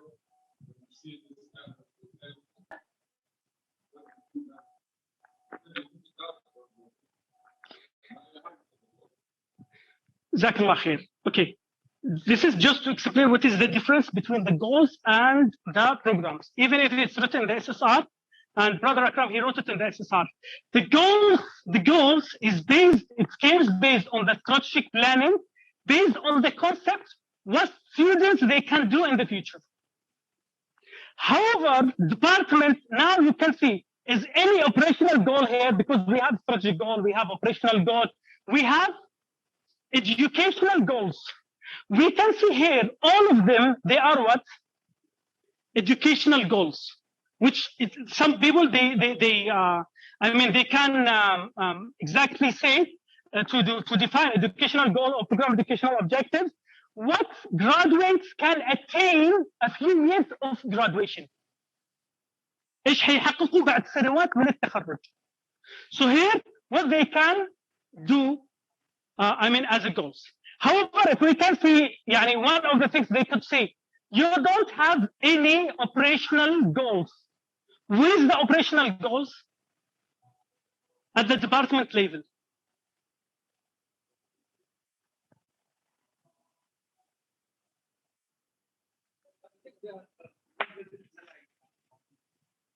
Is that the program goals are student-centered. Student-centered, while the department goal looks, I think, department-centered, unit-centered. Yeah. Dr. Shalvi, this is for both departments. You know, just you can find, when you find computer science information system, they are similar. You change computer science word to information system. Okay, so but this is applied for both. As Dr. Anwar said, again, the goals of the program is student-centered. So we are talking about the students, because the program in NCAAA or educational is a student-centered approach. Even our goals should be there. However, our department is a unit, so we have strategic goals and operational goals. Okay, so this is one of the main difference of that to make sure. For example, if head of department, if anyone, dean, deputy dean, ask about operational goals, what is the operational goals? Operational goals at the level of the department as well as of the college. Right. Now we have these graduate attributes. Mission, goal, we have graduate attributes. Actually, graduate attributes was, requested by NCAAA recently. They started from 2019, okay, asking the programs to define their graduate attributes. Even if we know now some programs, they apply for the accreditation, they don't have these graduate attributes because recently added. At the time when we started, we defined four graduate attributes. However, these 4 graduate attributes, when we read it, it's almost, we can say it's a program learning outcome, is not a graduate attributes or خصائص الخريجين. Based on that, our graduate attributes has been changed to be 6 graduate attributes, which inherited from the mission and the goals of the program. You can see, for example, lifelong learning, it was there in the mission, it was there in the program goals. Professional, it was there both in mission and the department. Knowledgeable, it was there in the mission and the goals. So all these 6 graduate attributes, okay, which exactly very specific words to see what is the characteristics of our graduates when they will finish the program. Okay, so this is the 6 graduate attributes. Based on that, we come up to the PLOs and blah, blah, blah. Now, we will start with the first, that one was introduction about our goals and missions, blah, blah, blah. Now, the first topic that will be covered in the first session that they will ask about the mission and goals development. Before we start, let me ask. This is normal question will be there because this is a topic from NCAAA. They will ask how your mission and goals were developed. How your mission and goals were developed. Huh? Based on university mission? Yeah. So surveying the stakeholders. Surveying stakeholders, benchmarking, university-based. Stakeholders, communities, yes. That's perfect. Let's come to see what is written. Everything is written here is from our SSR. When we prepare the slides, we prepare it according to what is written in the SSR. So maybe we can find some wrong information. We have to be clear about it. By the way, now in the normal link, we cannot change anything. However, even if now we can come up with a new SSR, we can not new, I mean just updated SSR. We can add any evidence. However, it should be added to additional folder called additional documents. We can upload any changes until the time of the visit. Even if to the last day of the visit, we can change, we can update what we want, but not in the same documents. From the time the reviewer starts reviewing, it's not allowed to us to change any documents in our links. However, as NCAAA advised us, we can add one document called additional documents. We can add anything. So if you find something here which is not right, not correct, we have the time to change. Okay? Again, what is written here, it's not from what's supposed to do, it's what's supposed to do and what is written in our SSR. So, even if some sentences will be, see, it's a big, okay, because I got it from the SSR. The program mission and goals have been developed considering the analysis of programs' internal and external environment and community, which consider scientific, political, economic, social, and cultural changes that have an effect on it.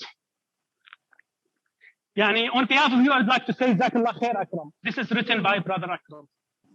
Okay? Yani, I don't know, I think very good answer. He will give the details later on, but yani, based on internal and external environment and community, considering a lot of things, it means that he was saying that about 2030 vision, about community needs, blah, blah, blah. Then the mission statement illustrates the strong recommendation of the program. Sorry, I'm reading from here. Strong commitment of the program to achieve the distinguished and effectiveness in teaching and learning. So it means that to show that, because your mission should show your strengths. And our strengths should be in the program as a bachelor in teaching and learning. So it was based on that. That one was in our mind. And we have to be prepared when we answer them. 3, the development of the program mission statement underwent through several processes and procedures until it comes to the final form. More than 2 to 3 years working with that. Because if they ask you just only one version of the mission, that will be a big problem. We have different versions of this is a normal. These procedures were designed to ensure the appropriateness of the mission statement from the perspectives of different types of stakeholders. It means that we prepare first version, we sit with other stakeholders, we get their feedback, we update other stakeholders, so to make sure that the final version of the mission well satisfied. Okay, I have a question. Did you involve in the mission development? Especially the people who was here, I mean, from 2015, 2019. Huh? There was a now. survey, Doctor. Yes, there was a survey conducted by Mr. Yes. Akram, yes, and Mr. Bassett, I think. Yes. Procedural point of view. I mean, okay, the discussion that we heard is about general description about how the mission was formulated. But from the procedural point of view, what are the procedures that is followed to formulate the mission? I mean, for example, we had meetings, brainstorm meetings, and we had meetings with the advisory board. We had also surveys. Surveys also was conducted, and I think there are many steps that we did last time to came out with the mission. It's written, right? Question. Did it go through the department council and college council to be approved? This. Yes, there is approval. There is a decree.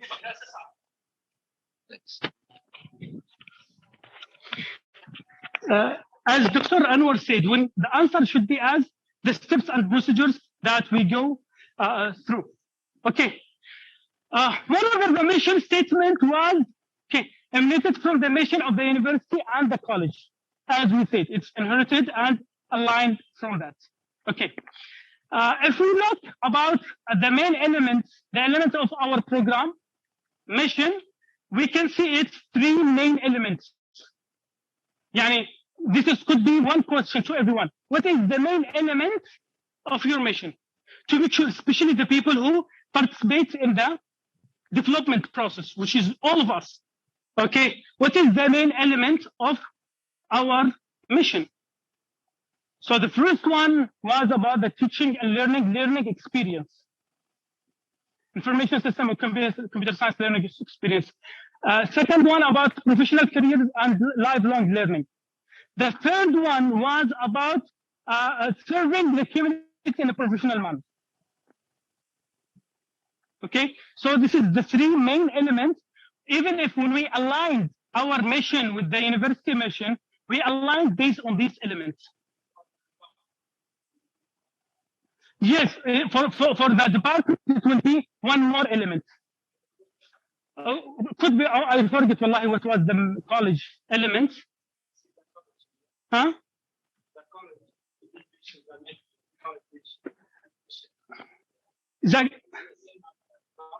Jazakallah khair, Dr. Hani. This is very good question.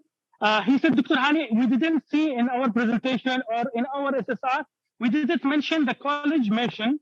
Okay, we didn't mention the college. The college mission is more than the department. We can see it in the website. It's there, but I didn't remember exactly what is that. But NCAAA, they required either to align with department, college. They make slash. It means that you are required to align with the department mission or college mission and university mission. No, we aligned our program mission with department mission. We aligned our program mission with the university mission. I mean, our program, it's aligned with two, with department, and it's aligned with university mission. It's aligned with 2030 vision. We will see one table, how we aligned our mission with 2030 vision.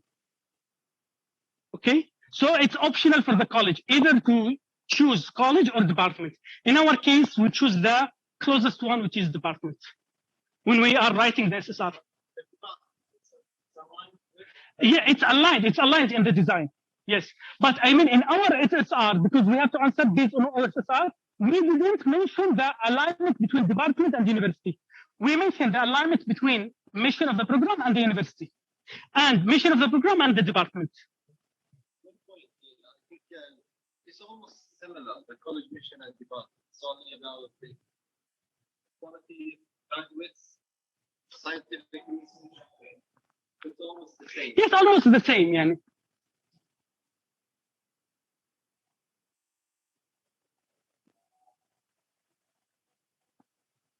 Okay, just 1 minute.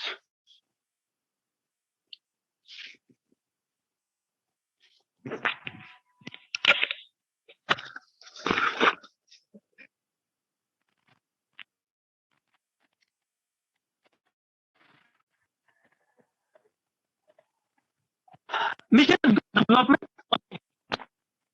As we said, it was driven the statement of the university and goal, which is focused on that. Okay. The goal of the program has been planned towards the program to the program units. Now to the implementation.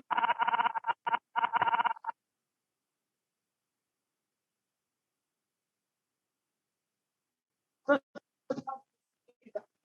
second issue after the development of the goals and mission is implementation and review process. How do we implement this? And do we have a review process? So what is the implementation of our mission? Okay, one of the questions could be, could you please elaborate how, what is that implementation procedure, implementation of your mission? How you really implement your implement.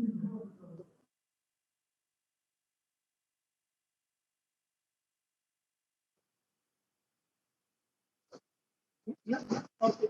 That's what I think. We have a statistic. Very responding me. Then we have صوتك بعيد. Your voice is. Was I think all faculty and what correct me. That comes to help when you start. We have a whole faculty brainstorming meeting. We have a survey for faculty. We have a survey for students. We have a track meeting from advisory committee meeting. All the Dr. Mohammed.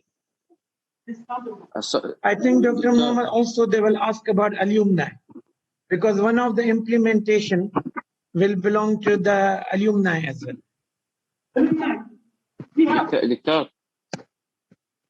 دكتور محمد. دكتور دكتور أسد. Hello. ما نسمعك يا دكتور. Your voice is not clear يعني. بعيد شوية. يمكن فصلت السماعة صح؟ دقيقة انفصلت لأنه البطارية وأنا غيرتها معلش. Your headphone I think is disconnected. I think.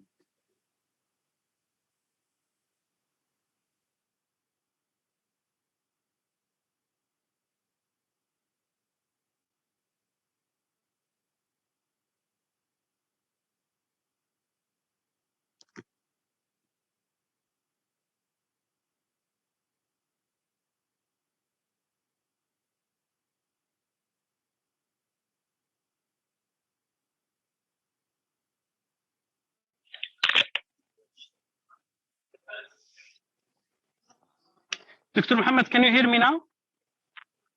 Yes. طيب. الله يعطيك العافية دكتور. وإياكم.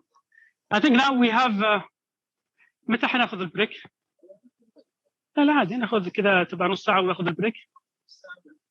لا الآن ولا بعد نص ساعة ناخذ البريك.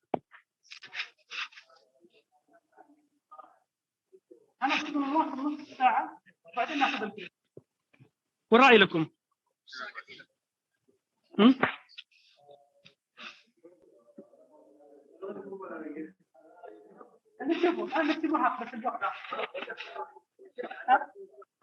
يلا حنبدأ الامبلمنتيشن وحنوقف. Okay. Now we will continue for 20 to 30 minutes. Then we will have a break, have an hour for rest and prayer. Okay. The second point in the first session is implementation and review process. They would like to see again this question: how you implement your mission. Is it really the mission was guided to our implementation or not, and how? The question could be in this way, different, but it will be, they would like to see either the mission, the goals was guided. I think through the operation plan that we have in the college, in the program itself, and the courses maybe, and the community services that our instructor provide to the community, the research that our faculty members conduct. I think this is the implementation ways like we have in the programs. Or Jazakallah khair. That's perfect, Dr. Mohammed. Yes, actually in this one we have two separate, in this topic, in the session, we have two things. One is about implementation, one about the review process. We'll start out the implementation. Would like to see that what is written, and this is correct, the activities in the program, including operational plan, as Dr. Mohammed said, curriculum, course specification, course execution, educational practices, and strategies, and the rules of teaching and other stuff reflected in the state of the goals of the program. It means that our operational plan, our strategic plan, which we'll talk about it later, our curriculum, our activities, course specification, program specification, all of them was really inherited from the mission and was a proof of the implementation of the mission. How? We will see some figures that Jazakallah khair, Akram and the team do it.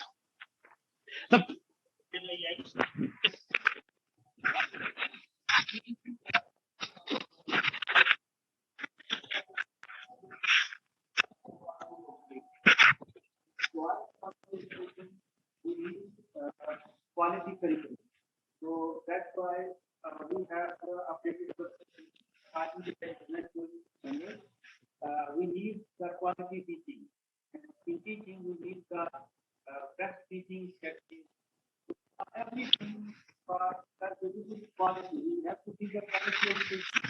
Giving the quality education to the students, we need quality curriculum because it is based on our mission. We need the faculty, in the course education,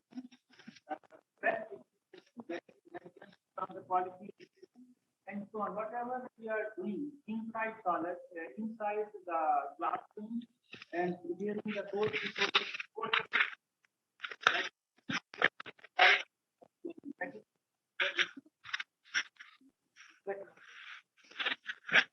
Jazakallah khair, Brother Akram. Actually, just I'm here reforming your things, but actually as a quality supervisor, I have to see all the standards, but all the things says here is Akram work. Jazakallah khair, Akram and his team. But the second thing is we have to have a review process. So based on that, the programs has a product review mechanism, which will be mentioned here. Okay, according to this mechanism, which is the review of product mechanism, the program council is responsible for determining the type of modification, either to be minor, major, in the mission and in everything in the perspective of the program. And could be one of the questions which was asked during the institutional visit. This question could be to the dean, deputy deans, head of the department. What is the difference between minor and major change? How you determine this is a minor, this is a major in your program? This was clear questions directed to the deans at the time. In your college, how you determine this is a minor change or minor update, and this is a major, and how you deal with a minor and how you deal with major. And this is one of expected questions could be to the dean, deputy dean, head of the department. Can I answer, or I just let someone? Yes, please. Me or yeah. I think the minor change, like through the courses, or like the CLO's courses, like we can, like if the instructor find like this for example, this CLO is not related or need to be changed. So I think we can call this is like one of the minor change. But like after like the first cycle, we found, I mean, some BLOs, I mean, in the program level, I mean, like is not achieved or need to be changed. I think we can like update or we can I mean change. I think this is one of the major change. I mean, after reviewing the like the first cycle of the programs. Jazakallah khair. Jazakallah. Yeah. This is correct. Jazakallah khair, Doctor. To be in general, we can determine very easy things, or we can make a line. Anything that will affect the curriculum, add a course, change course, drop course, will from curriculum and above, our study plan and above, it will affect our study plan. It will affect, will change, drop, add, delete, PLO, goals, mission, and above that one, consider as a major. Anything below that we will change in, we will define the course specification in the CLO, in the content, blah, blah, blah, blah. That is not considered as a major. عندك إضافة دكتور؟ أنا دكتور محمد مين؟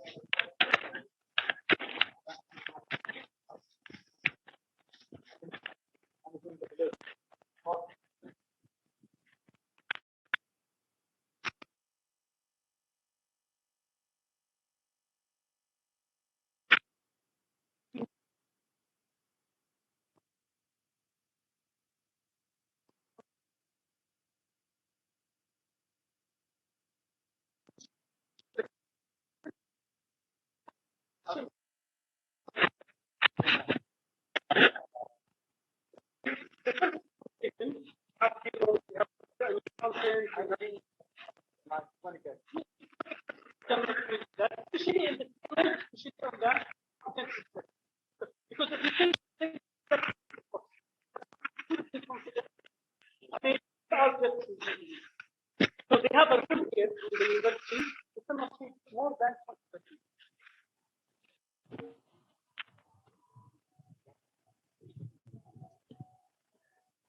Okay, based on that one, in the case of major modification, we can do it. This is our system. We can do it immediately. For example, we change in the course content. No need to ask our stakeholders. But however, if it's a major, in the major, what we will do in the major, we have to go in several procedures way. We will talk about it from the curriculum committee in the program, blah, blah, blah, blah, up.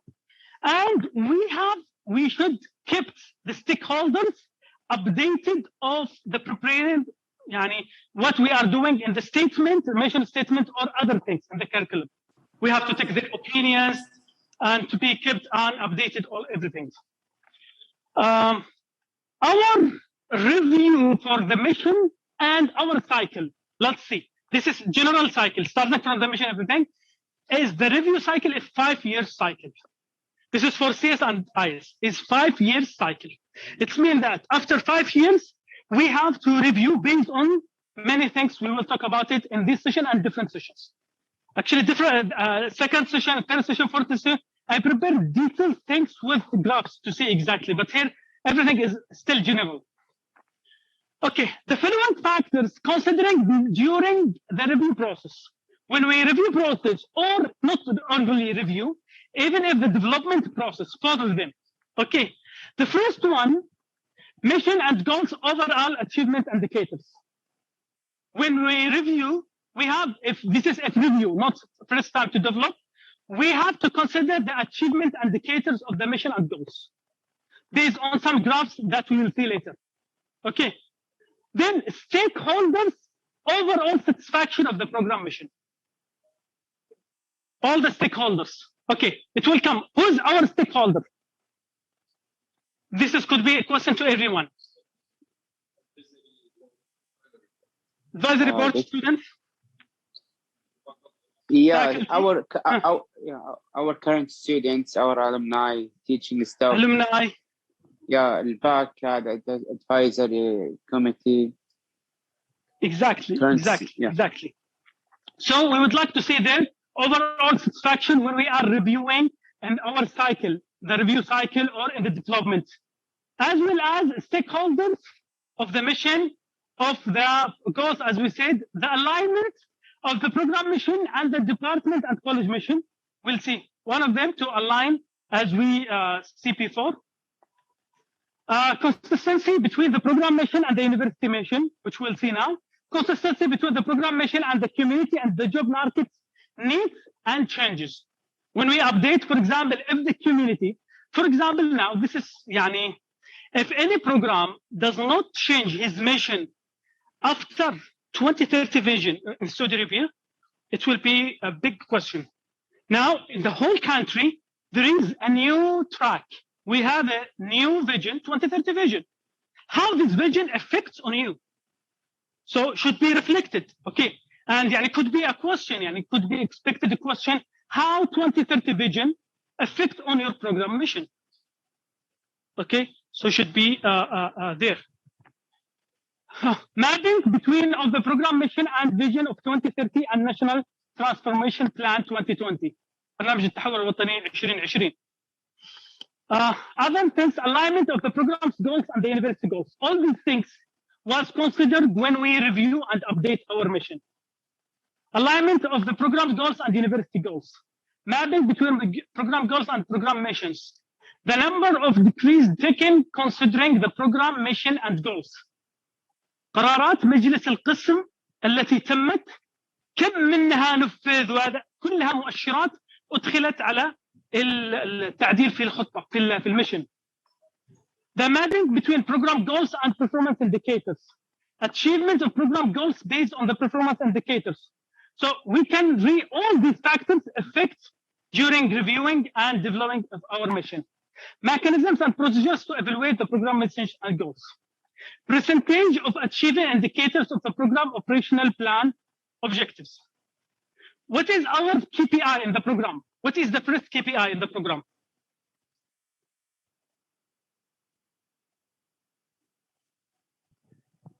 The first KPI in the program is the percentage of achievement indicators of the program operational plan objectives. This is the first KPI of our programs. دكتور خير صح معي يا حبيبي.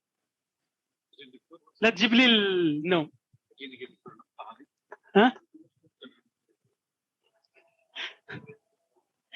That's what we'll see. We have, okay, how many now, because we'll talk about Tibet, how many KPIs we have in the program? How many KPIs in IS program? How many KPIs of CS program? 18. Huh? 18 or 17. 17, Doctor. Exactly, it's 17. We take the 17 KPIs from NCAAA. One of them is not applicable. So because of Dr. Khairi, we add one KPI regarding community.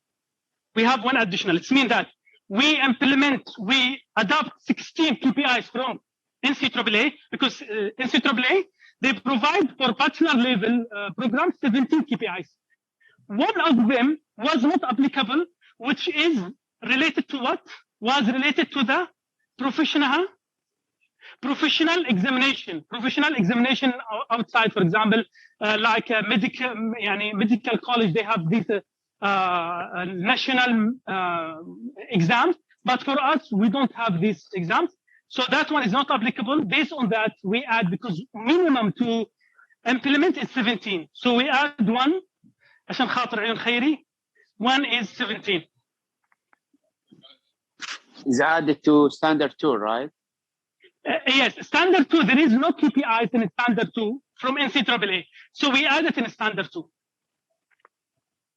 What is minimum recommendation of NCAAA? 17. 17. Should be minimum. Yes. Okay.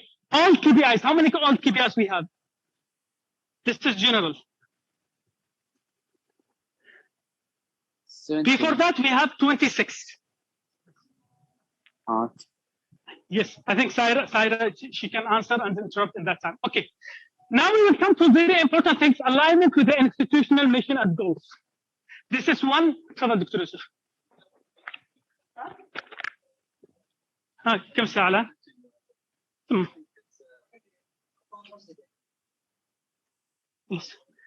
نرجع 45 خلص.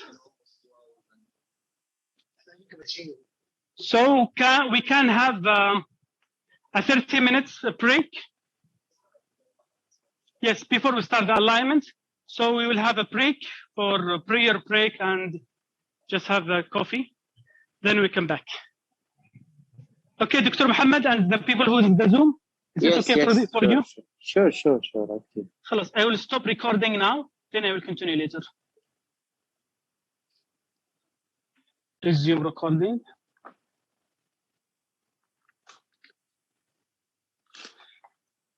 طيب, بسم الله والصلاة والسلام على رسول الله وصلى الله وسلم وبارك على سيدنا محمد وعلى آله وصحبه أجمعين. جزاكم الله خير, يعني everyone, before the break for the discussion.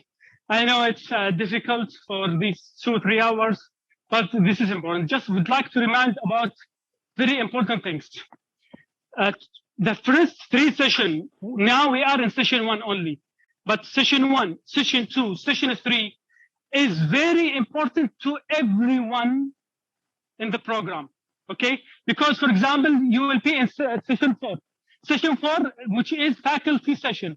Faculty session could be asked about everything, about the mission, how you were involved in the mission development, how you were involved in the assessment of the goals of the program. All these things could be, for example, in session 6, okay? For example, in standard 5, they will ask you about standard 2, about the evaluation of faculty. So all these 3 sessions, session 1, 2, 3, is very important basic information and should be aligned with everyone. This is number 1. I would like, so your attendance is very, very, very important to know the big picture, the basic information of everything that we build the program quality education system. The second one, we would like to repeat about the 5 major things the reviewers focus. The first one is the continuous improvement. Our answer, our practice should be based on continuous improvement. We talked about it, then we will come to talk about it specifically. Second one, alignment. Alignment between everything when we talk about it. Procedures, alignment with the mission, goals, about the procedures law. Number 3, again, very important, triangulation. The reviewers will ask you a question in session 1. They will ask another people in session 6. If they found contradiction, that will affect us. So this session training is to make sure that we have the right answer. Number 4, to remind every faculty member, everyone is responsible about to answer sometimes general things, sometimes specific things. So even if you are new, okay, now this training to tell you everything about it, Then we'll come focus. For example, now I receive questions. Okay, I am in the session 4 about faculty. How I will answer. That one will come specifically to that. But we cannot reach to session 4 without knowing all these introductory information to them. Number 5, which is very important, don't give answer without evidence.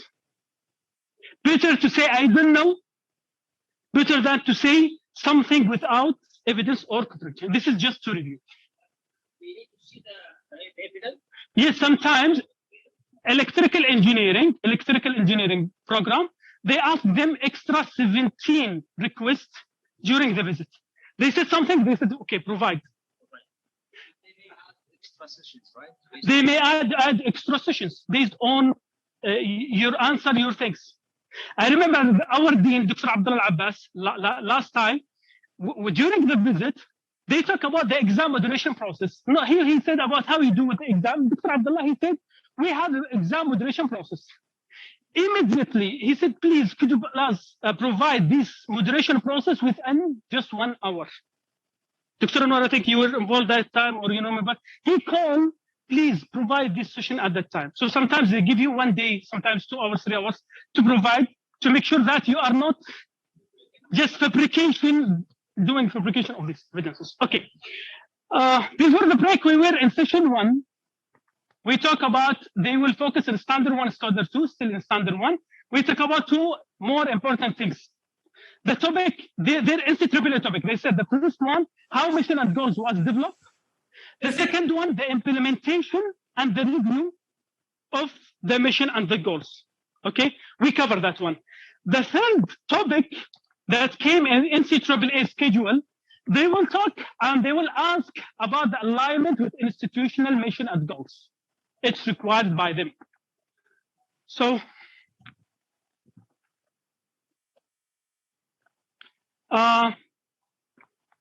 this is alignment table. This is very simple.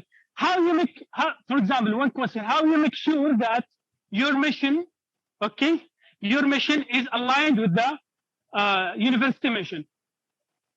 Okay, our program, CS and IS, they do it through this alignment table. This alignment table, which they have these separate, but this is, I make it just as example. This is CS and IS together, but CS, they have a separate table, IS, they have a separate table. So here is the elements of CS and IS mission, and here is the alignment of the university mission.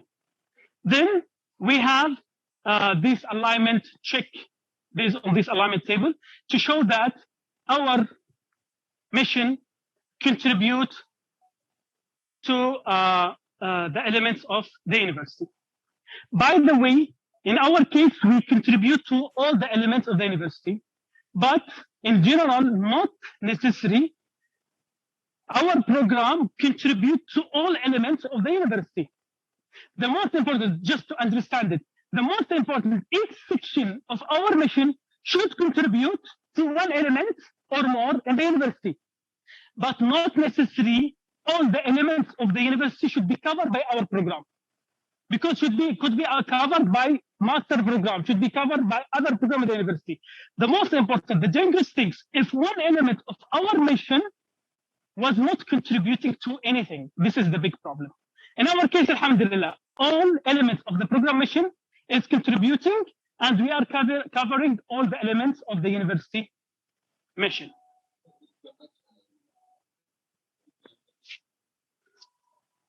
ليش؟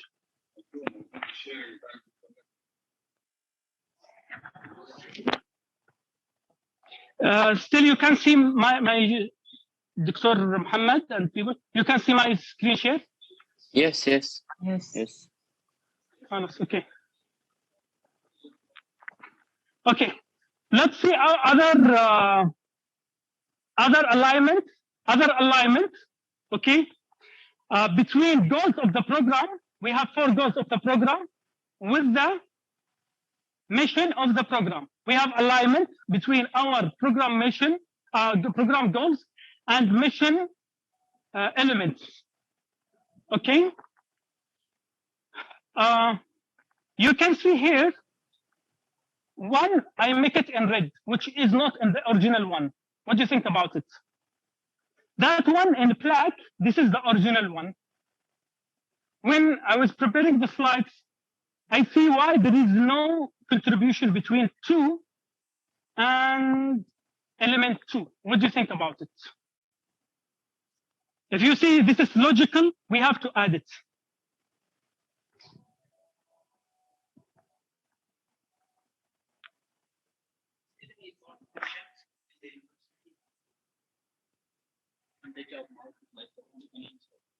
They have, but not that strong. We have weakness in this part.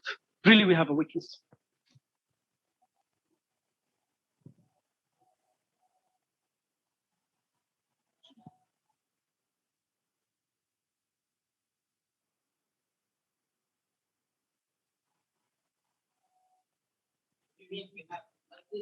What do you think? Shall we add it? There is alignment, contribution between them, or no need? The original one without.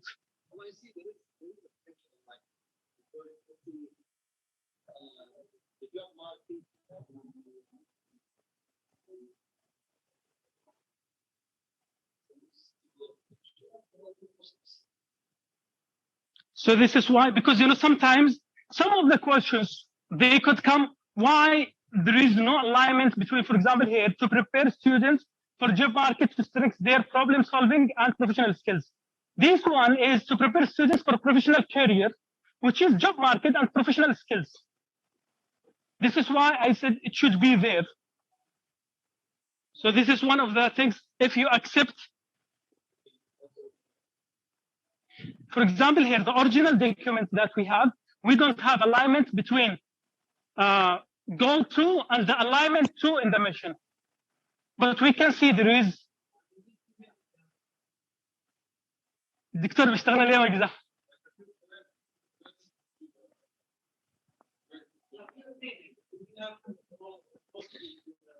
Programs? Yes. We will talk about it. It will come now in session. Tell the training is very important things. We have the updated plan. خلاص, if you agree, you can consider it, Akram. Huh? Okay. Other alignments also, this is all from our SSR. Other alignments, this is how the alignments become. Okay. Between our goals, this is 4 goals, and the university has 12 strategic goals at the university level. Okay, this is the goals of the university, this is the goals of the program, and we have this alignment between them. So you are in session 4. You are in session 4, for example, and you are faculty. They will ask you how your teaching in the class can contribute to achieve the goals of the university or the mission of the university. How you can answer? Because some tricky questions, it comes like that. How you're teaching in the class, or how you make sure that you are in the classes, you can achieve the goals of the university.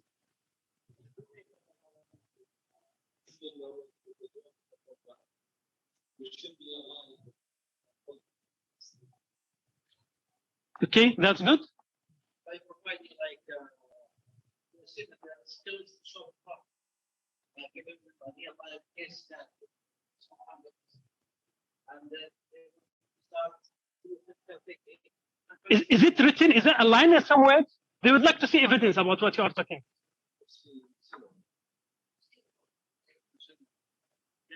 Yes.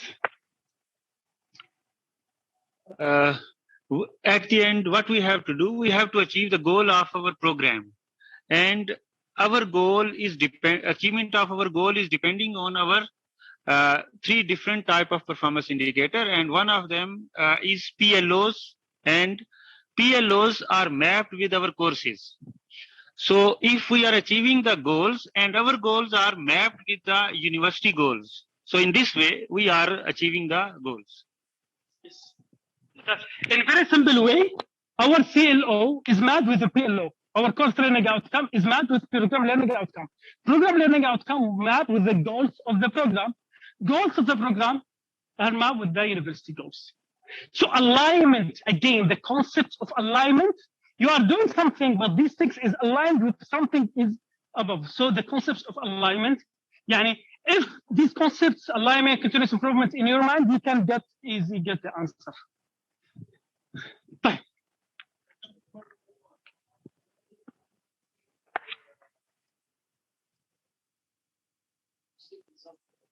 Developing the financial and administration system according to the total quality. It's not map. ايش دخلنا احنا فيها؟ الفاينانشال. Student services, I think. Student services. والله I don't know answer. Akram can answer better than me about this one. Which number? This one, providing excellent service and support for the students. This question, why there is no alignment here?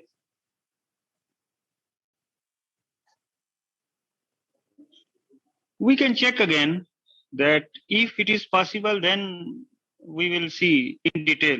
We will discuss again.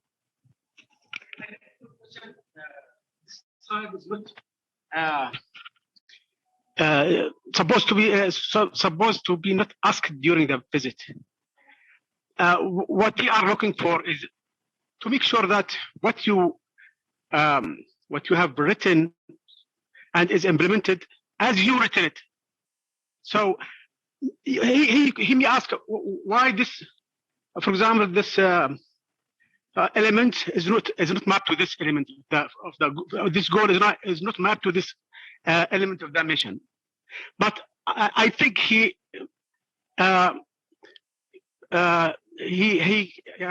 you are not. He is not in the position that he asked this question, because it is the visit is about to make sure that what you are in the document is implemented as you written it. Okay, so discussion like this, why this element is not mapped to this. This is a process, and we did it long time ago, and we follow a procedure for that. And that mapping is, approved through survey.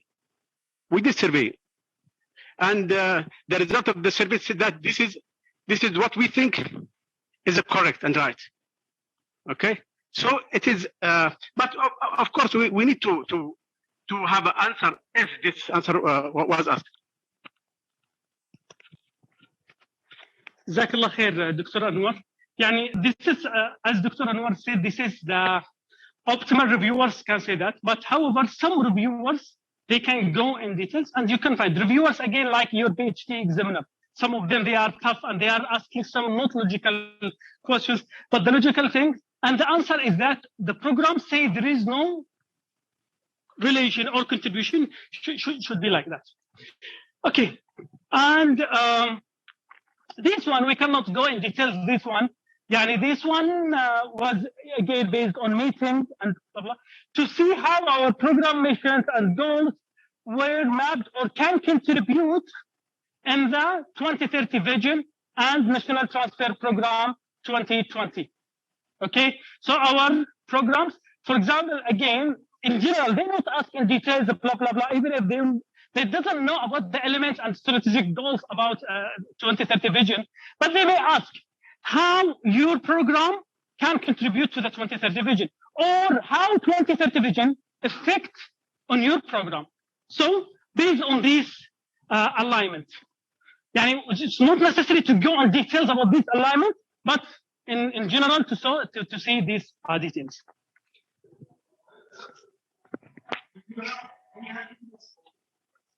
This one from SSR.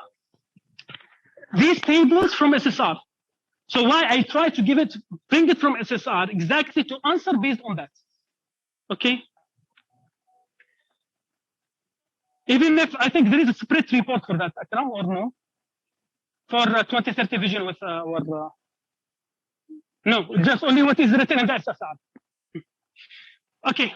So the fourth topic they will discuss during session 1 which is very important to all of us, is strategic planning and KPI development and implementation across operations. This is very critical and important things. Okay.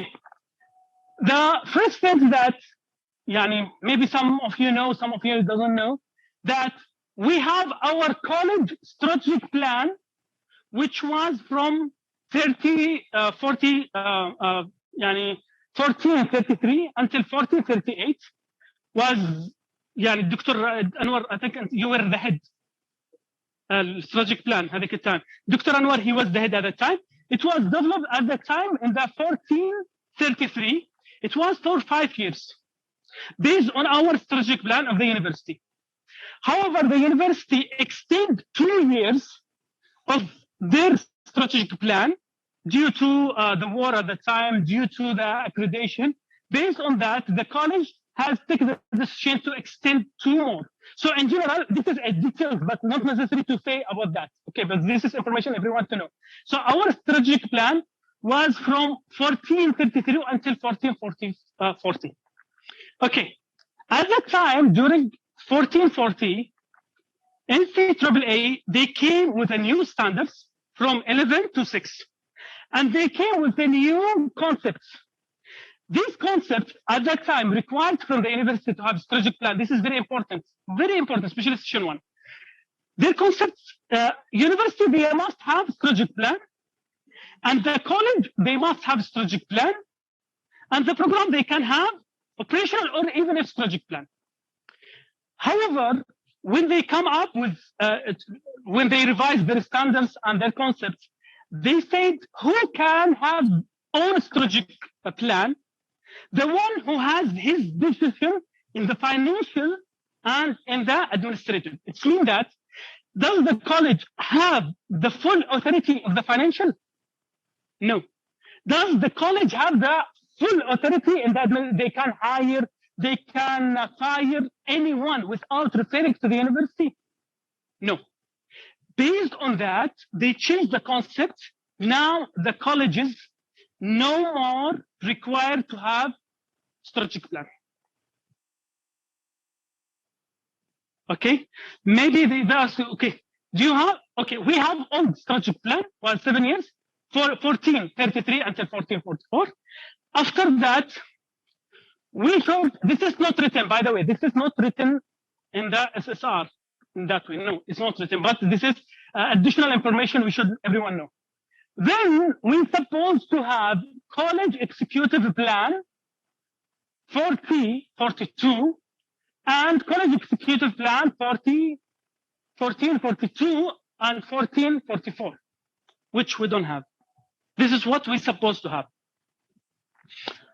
Or that it will be that perfect, but if we see the criterion, they said slash, not necessary even if we have it, but we must to have program yearly operational plan. This program yearly operational plan, if you have a college executive plan, should be aligned with it, and college executive plan should be aligned with university strategic plan. What we have now, we have program yearly operational plan for 2 years. Right, Akram?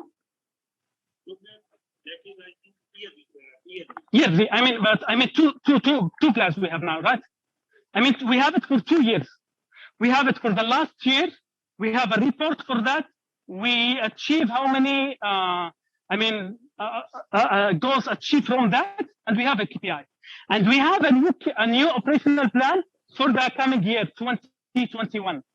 Okay. This Dr. Mohammed, the operational plan is related to the college, right? Or is not to the, or the program? No. The one that we have now, we have it for the program. We have it for CS, and we have it for IS. Okay. But okay, go ahead. Sorry. We have a real problem. We don't have that alignment between. We don't have an executive plan. We didn't have it until now, and we didn't have any alignment between our operational plan, with college executive plan, or if we'd like not to have executive plan because we cannot. Yeah, it's easy. No, we just enough operational plan. We have to link it with the strategic plan of the university. we don't have anything of that. So during these 2 weeks, we have to find a way either to have a college executive plan and link our operational plan with that, or we have alignment report between operational plan and the university strategic plan. Otherwise, this is one of the critical issues that it will happen in the session 1, session 2. We don't have it.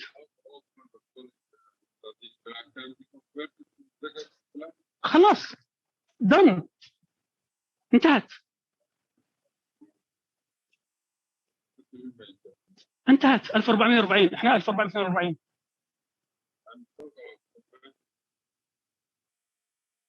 It's easy. If we would like to have operational plan, executive plan, we have a lot. Actually, the time is not how to discuss, but this is one of the critical issues. We have to solve it. Akram, and we tried to solve it during the last month. We couldn't. Akram, he has one solution now. We can discuss later about it. Okay. So we should be clear. Now, what we have, this one, college strategy plan, this is all. You can mention it during the presentation, no problem, which is ended. We have program yearly operational plan. Then the alignment, even if we have some actions, we wrote it in the SSR. Number one, in the SSR, CS and IS, we said we will have alignment report. If the visit came, we don't have this alignment report, it will be a problem. They said you don't have a continuous improvement. How come you wrote it as one of your SSR recommendation and you didn't implement it? And we mentioned the time it will be should be ready by January 2021, yani December 2022. So this is very critical. We have to do it. Okay. Then this is general information for KPIs. We start working with KPIs. Alhamdulillah, our college, one of the good colleges start working with KPIs. We started working in 2012 until 2018. We had at the time 26 KPIs for each program, 26 for CS, 26 for IS.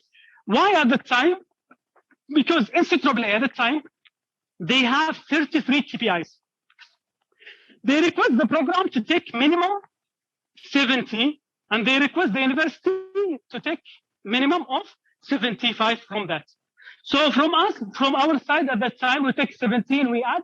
In general, we have 26 KPIs out of the 33 KPIs of NCAAA, but minimum to take 17.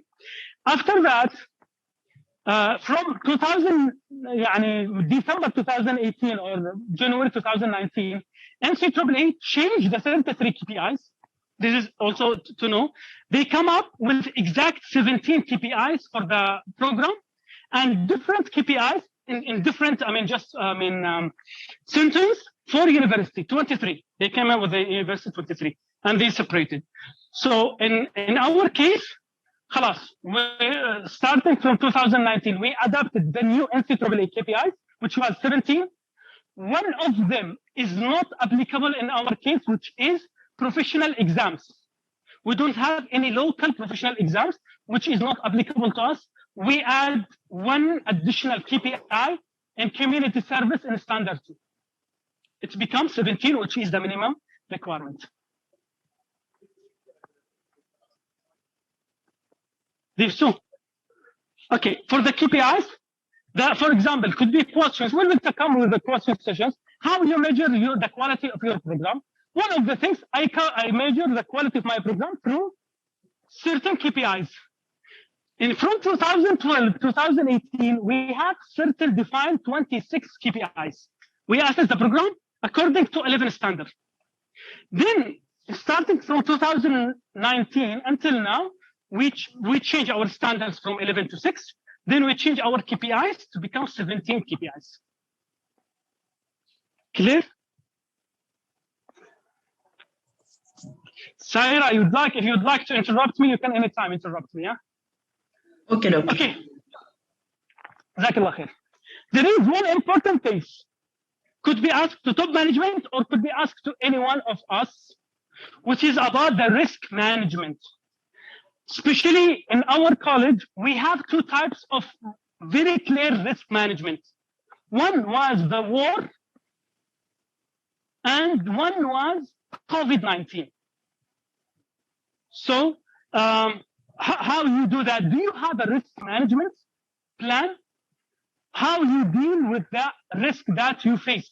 The war, we will ask some questions. How you guarantee the quality of teaching during the war? How you guarantee the quality of teaching during COVID-19? How you guarantee that you achieve your program learning outcomes or PLOs during the war? During the how you manage all the educational process during the war or COVID-19? Okay, the question here, because still until now and at that time, the university, they have University Crisis and Emergency Committee.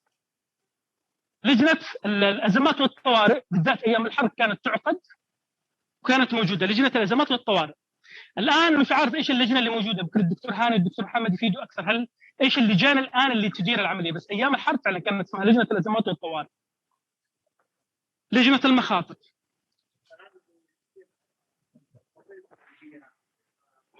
دكتور هاني ممكن لو يذكر أنشأوا يمكن دكتور محمد وحدة التعلم الإلكتروني الخاصة بالكلية، يعني كانت أغلب الإحالات يعني خاصة في فترة الكوفيد.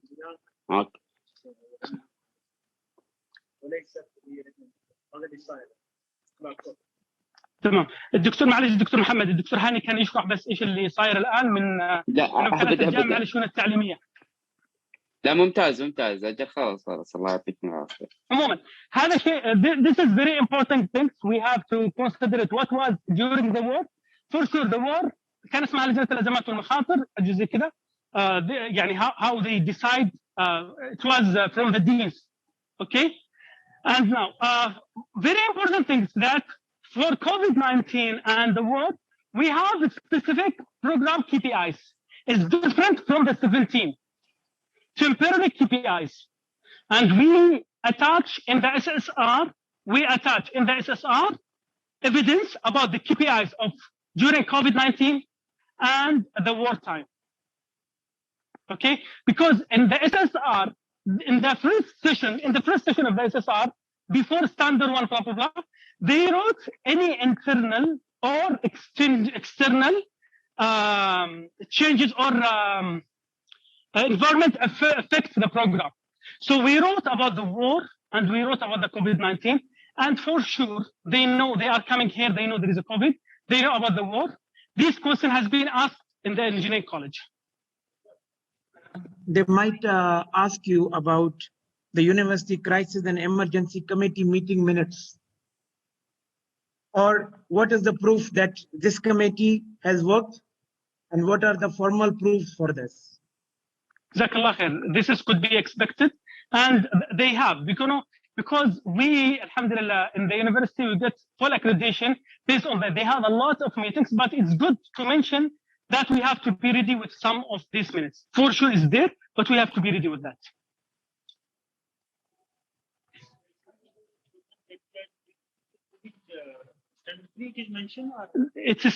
If you open the SSR, in the second page or third page of that one section, you can find after the program mission and goals, you can find it there. It's attached there. Well, you can open it to see. Okay. Also, the things in the strategic plan and development, this is written in the SSR. Okay, but I try to make it short.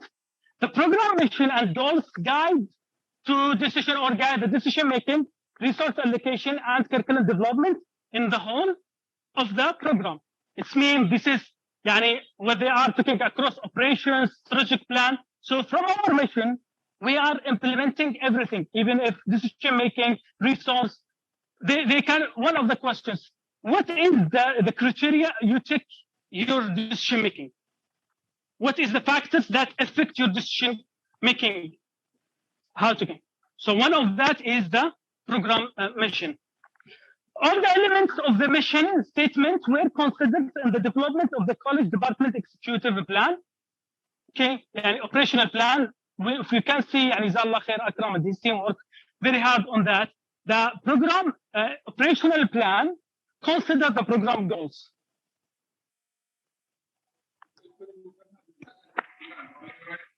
operational plan. You can say operational plan, program operational plan. I'm talking about program operational plan. Okay. The program mission statement has a scientific influence on both planning and resource allocation. This is everyone focus. This is very important, and this is in IS, the same we have it in IS. This is very important, graph which really make it clear for us. As when, for example, I think Dr. Anwar or some answered how we achieve our goals of the university. We can see this is the mission of computer science program as example. You can see is inherited from that 4 goals. These goals will be achieved and assessed through certain of program learning outcomes and through certain KPIs.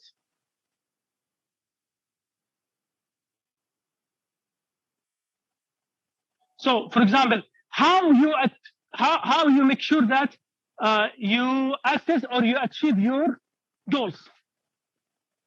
This picture can answer everything very clear. Through specific PLOs, specific KPIs, we achieve it. This is some people, they call it the program tree graph, to see exactly the tree. Because here will be courses, down will be courses, will be other activities. If we check it at a whole picture, as we said before. Okay, last topic, Doctor. Just one suggestion. You see that you have submitted almost 7,500 documents. For you, it is very easy to answer any question because you are fully trained with this for the plenty of the years.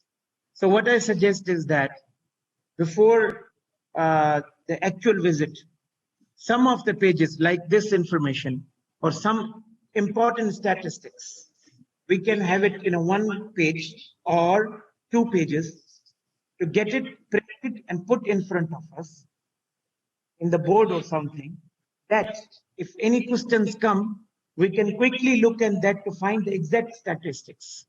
This could help everybody because otherwise means some questions may come in statistics. We already read those papers, but it might be possible that we forget some numbers. Jazakallah khair, Dr. Jazakallah khair for this fantastic suggestion. Actually, these training sessions and these presentations, wallahi, you know how much time I spent to prepare these slides to be very critical. So these slides will be helpful for you. It will be sent to you. But even if really we mention some figures, some important information from these sessions, all the 6 slides will be as a guideline for everything to summarize. Then maybe we can mention some of them and make it in a small one file to be as summarized of the summarized. Because all this, you will see the slides, it will be very specific and summary of everything that from the QA. Like for example, 26 KPIs we had the program like this. Before they had 11 standards, now they have 7 standards. Like means some kind of the statistics that we can have it. And I think that as I already told you, the most important thing is that if anybody don't know about the answer of the question, he can simply say, I don't know, rather than the fabricated answer. This is going to be the killing point for the entire program. That if you don't know, say don't know. Don't try to predict something from your side. Jazakallah khair, Dr. Asad. This is the advice. This is perfect. Just let me add one. Go ahead. Just I would like to add one thing before I forget. By the way, really we have to know everything, but not everyone necessary to answer in a specific level. What I mean, what is expected from dean, deputy dean, head of the department is expected something that could be deep, could be not the same level expected from the faculty. I should be aligned, but not necessary exactly to know everything. For normal faculty staff, not necessary to know how many KPIs I have. Okay, they will ask you how you participate in the KPI assessment. I should know exactly. But who are the people not necessary to know in details. Okay, but we are talking about head of standards, head of committees, head of department, deputy dean, deans. No, they have to see everything. But for faculty, it's good to know everything in details. We will talk in the training session of them, but not necessary to be in the specific level. So don't be afraid that I have to memorize all these informations. أنا آسف دكتور بس قبل ما أنسى. So much. It's actually coming back to the same point. I think the review, maybe Dr. Mohammed can correct me. It's not an examination. They are not going to ask us as it's an exam. But I think probably knowing the process, the procedures will help us. For example, if they ask one of the faculty members about whether they received a survey about their satisfaction, we don't have to memorize anything, but it's an experience, it's a practice. So we know exactly we have been through this.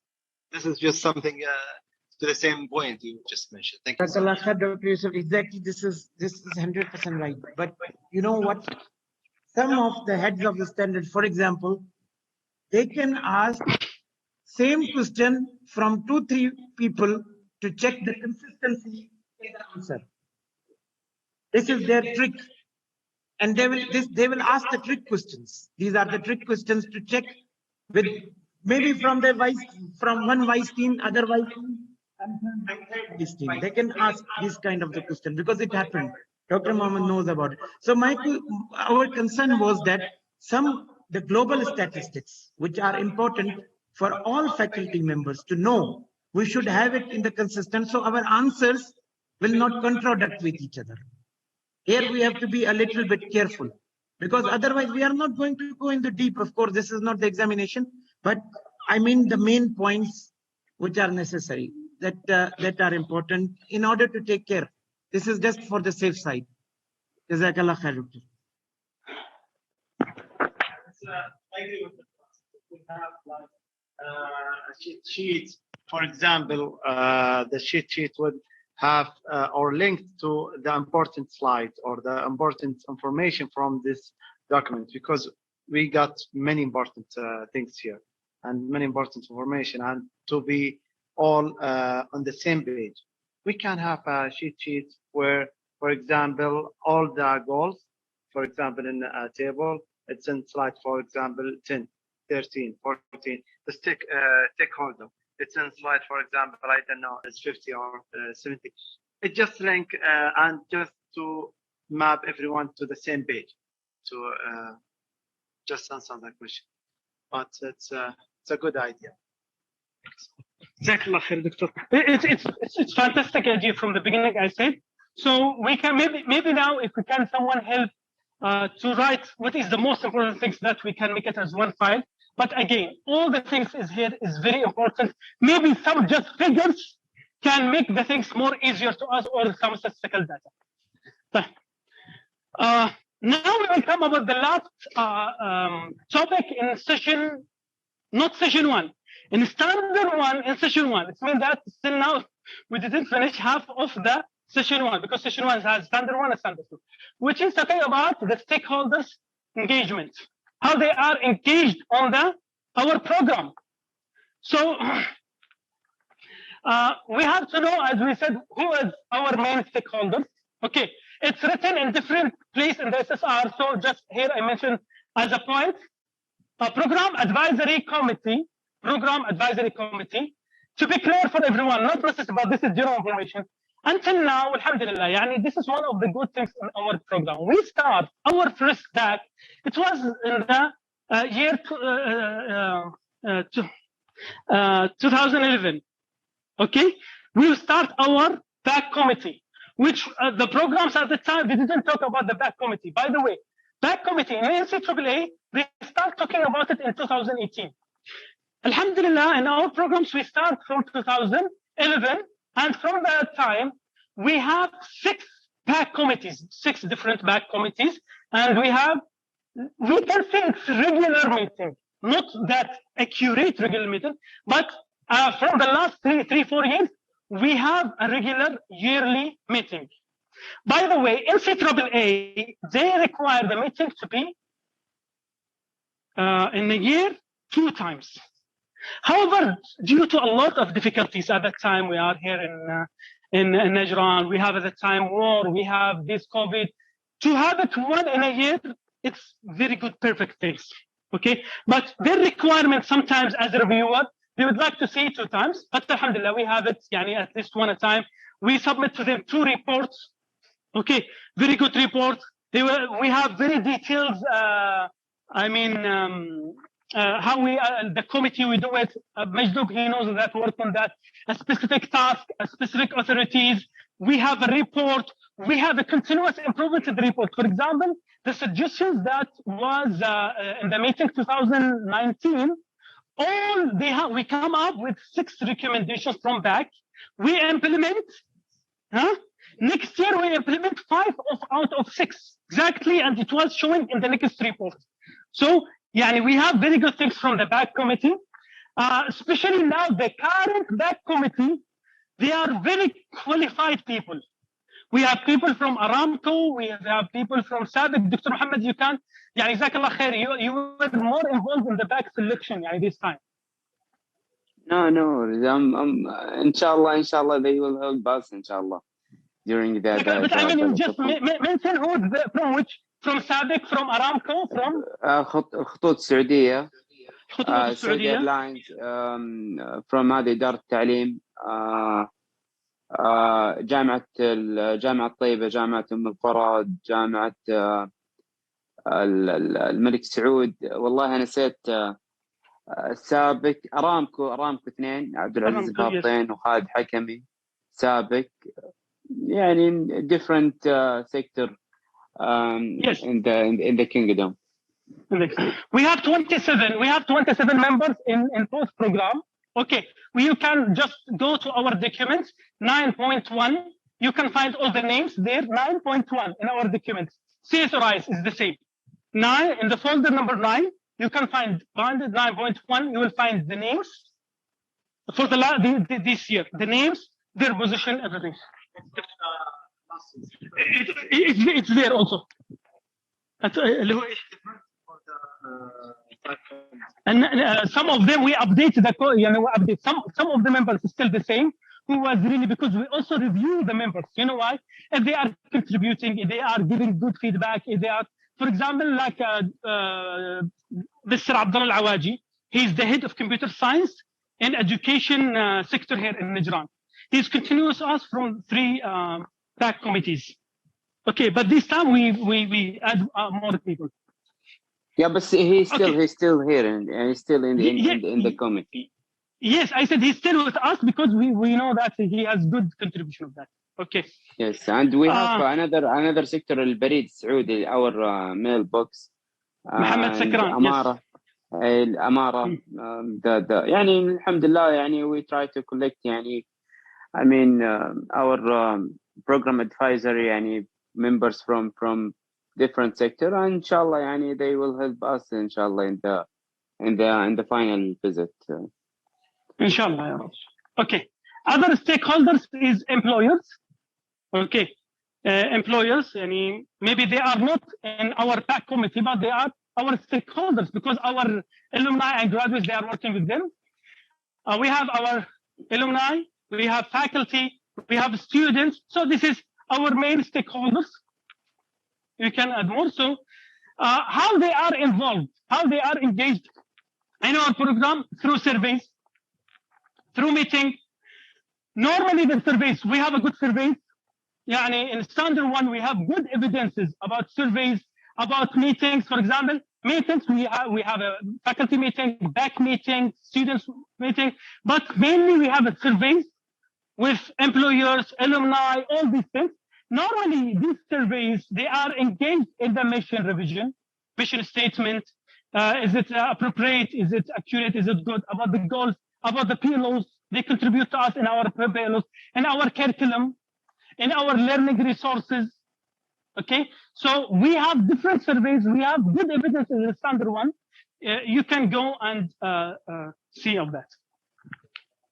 Dr. Mohammed, I want to add something regarding our stakeholders.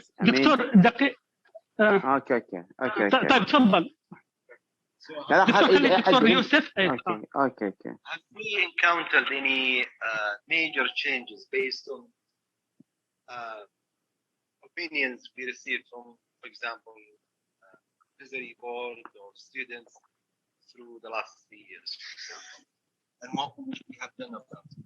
طيب جزاك الله خير. The question of Dr. Yusuf, do you really encounter or implement any major change based on the back or stakeholders opinion? Yes, our curriculum, updated curriculum in CSI and DIS was different, based on different inputs, was about our assessment cycle and based on the back and the students and alumni feedback, and we change our update our curriculum. So that one is really major. For example, in the updated also curriculum, we meet with them. They ask about, I don't know if Dr. Mani was there or no, they talk about Ghassan. When they talk about the cyber security, something about that, which was in that one, we updated. Okay. Dr. Mohammed, تفضل. I remember like one course suggested by Mr. Engineer Khalid Hakami. He's from Aramco. He said like one of the courses should be shifted to the before the training field. He said like the student can gain like more knowledge before they start their field experience.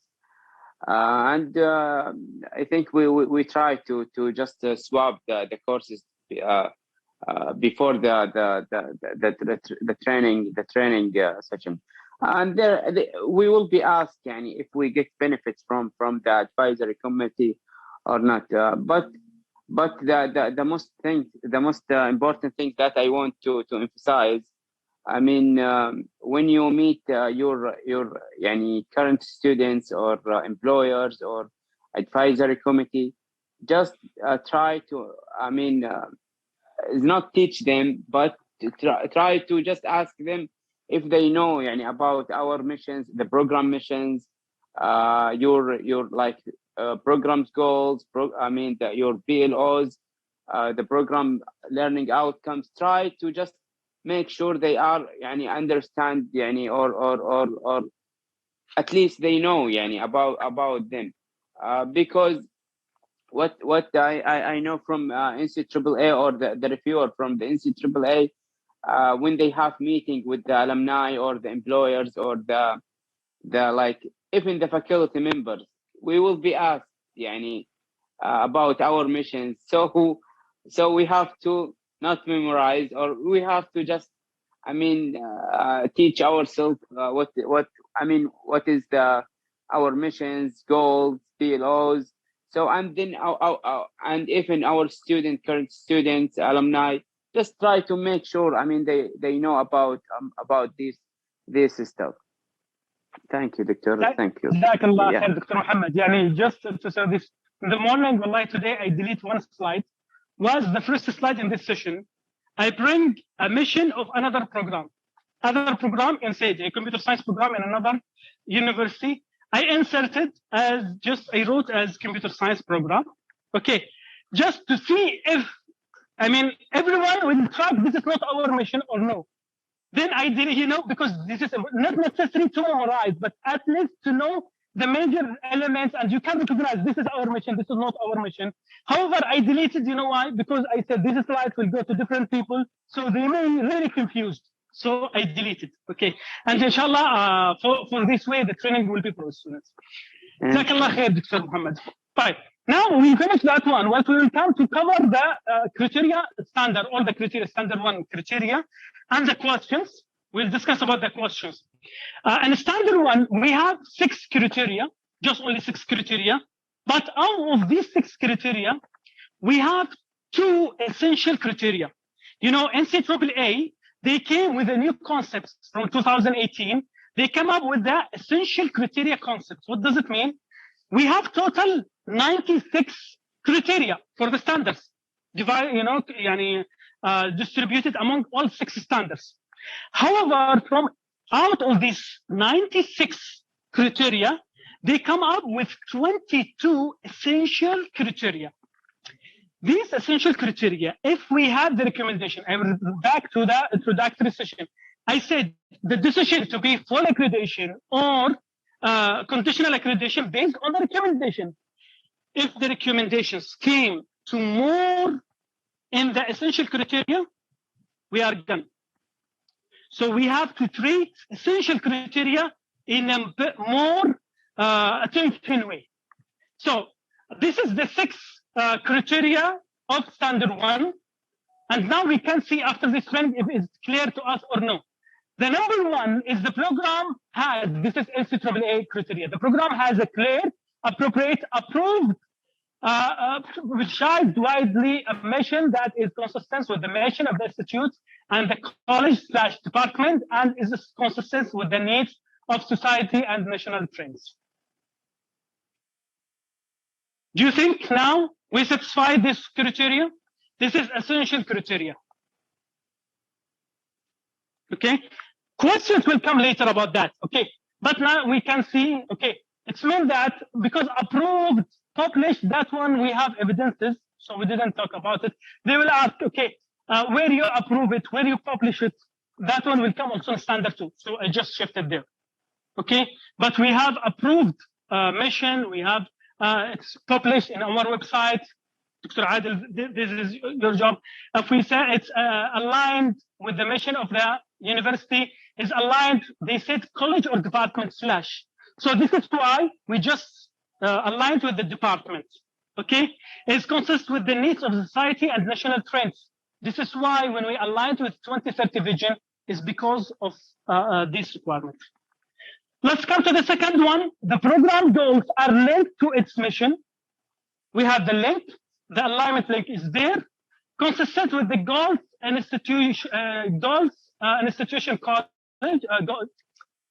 consistent with the goals of an institution or college. We link our goals with the university goals and characterized by being clear, realistic, and measurable based on a surveys and evidence is there based on stakeholder surveys there.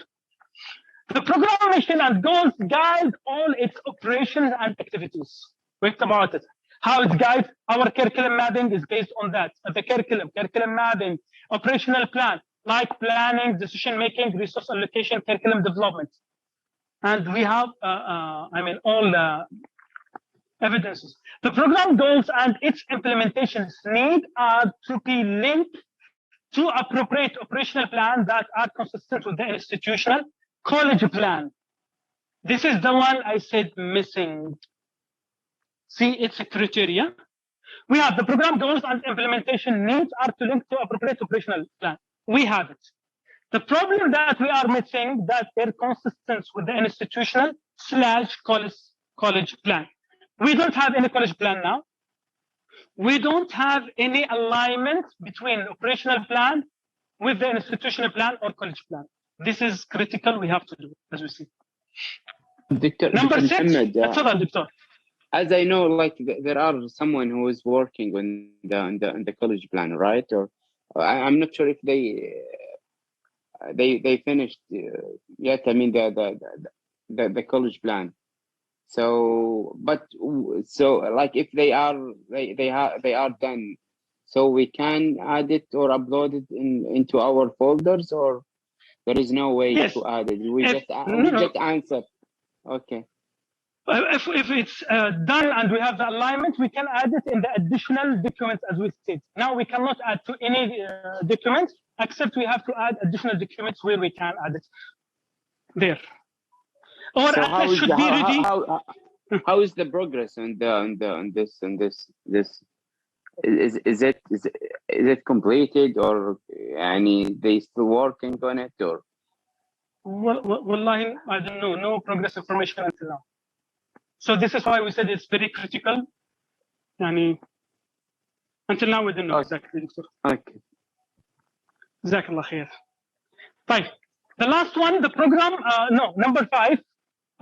Essential criteria. The program managers, head of departments, program coordinators, monitor the extent to which its goals are achieved through specific performance indicators and take the necessary actions of performance improvement. And this is very critical to head of department coordinators.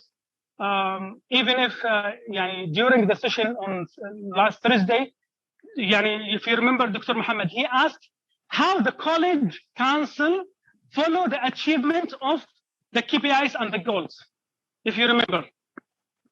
So this is very critical. Yes, I remember. Yes. Number 6, the program mission and goals are reviewed, periodically with the participation of relevant stakeholders and are developed accordingly. Okay, now we will come to visit expected questions. That one will be discussion. We'll try to go fast a little, but we have discussion. The first expected question: how do you use your program mission as a guidance, planning, decision making, and action program? And example, الكلمة الممتازة حق الدكتور مانا. Example دائما الآن بتظهر بعد شوي. Example دائما تقول نجيب example. This is the first question. How do you use the program, or give me an example? Could be the question like that. Not necessarily the same question, but could be in the same concept. Give an example how your program mission as guiding the planning and decision making and in the program. Should be example, evidence based. How do you use the program missions as guiding planning?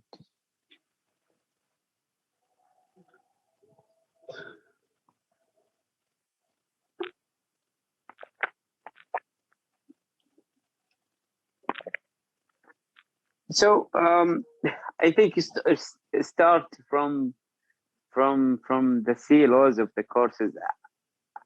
So if they we can get the دكتور محمد أبغى نفتح المايك. اوكي. دقيقة بس. تكلم دكتور محمد. ايوه دكتور. اتفضل. I think it starts from the course CLOs. We can, if after we assess, the course CLOs, the result of course CLOs, and then calculated to see if our PLOs achieved or not. But and then as the figure that you show us, this is, I think, the result of the PLO's assessment will guide us or to take any action regarding if we achieved or the missions of the program is achieved or not. But I think this is the way to make a decision or action regarding this by assisting or using the PLO's result through the CLOs. I'm not sure if my answer is correct or not, but I'm trying to answer you as the reviewer. طيب جزاك الله خير. الدكتور أنور عنده مداخلة. I think this question can be answered at different levels, and everyone should have answer to these questions, because we are everyone of us, we are practicing activity, we are doing activity that is guided by the mission of the program. Even when you are teaching your course, you need to think about the mission. You are teaching the course and then assessing the PLOs, the CLOs, and then of course then report that how this the result, the outcome, the result of the CLO assessment contribute to the PLO assessment, and then to the goal, and then to the mission. So this is at the course level. That everyone should have this view, and at different level, at upper level, like for example, at unit level, for example, or committee level, your activity as a head of the committee is also guided by the mission of the program. For example, curriculum committee. Curriculum committee is responsible for the curriculum and updating the curriculum, and this is also should be guided by the mission.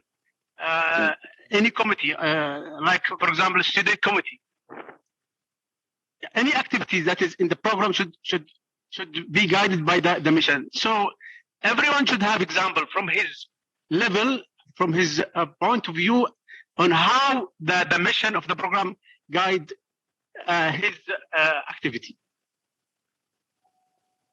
Dr. Mohammed, like yes, thank you, Dr. Anwar. But thing to do for these expected questions.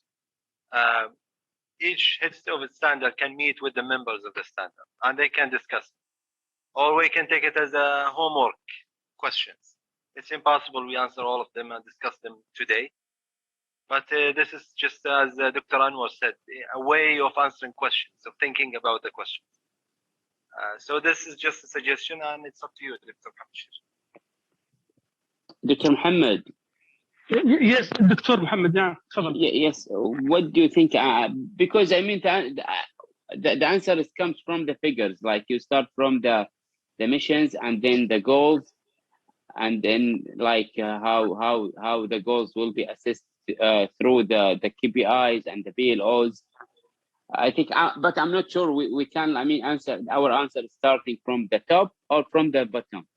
Like if we start from the bottom, we can use the CLOs. If we start from the top, we can start from the missions and goals, and then the PLOs and the KPIs.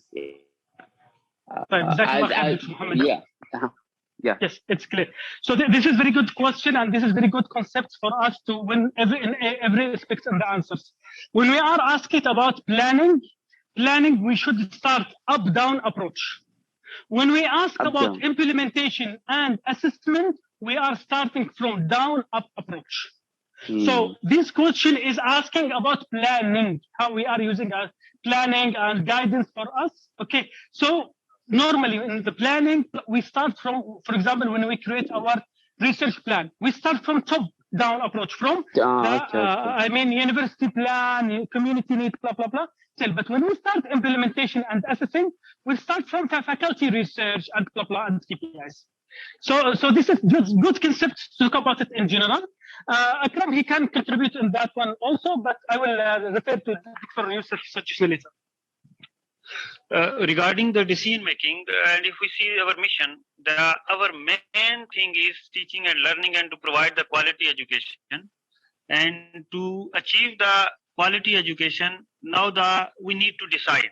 If our decision is we have to provide the quality education, then at the university level, as I know, there was one strategic project, adaptation of international standard in all programs in the university. So after taking this decision, we have started working to provide the quality curriculum to our students. Because if our curriculum will have a quality, then we can say we are going to achieve our mission. So to prepare quality curriculum, we have considered the recommendation of IEEE, ACM, and NCAAA, Abbott. So if we have when prepare the quality curriculum, so we need to make the decision regarding our different type of resources. Okay, so everything what we are doing that is linked to the mission. At the end, we have to achieve our mission. Yes, thank you. جزاك الله خير دكتور. يعني again I will refer to Dr. Yusuf question, and we see now until now we didn't finish even if section 1, and to be honest we have prepared more than 215 questions, and some of the questions are really 3 or 4 questions in the same question. Okay, so what do you think if we go one by one like this one?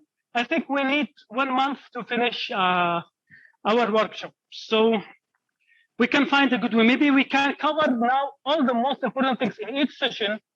Then each group, they can sit together, discuss it. We can have separate sessions for question and answer.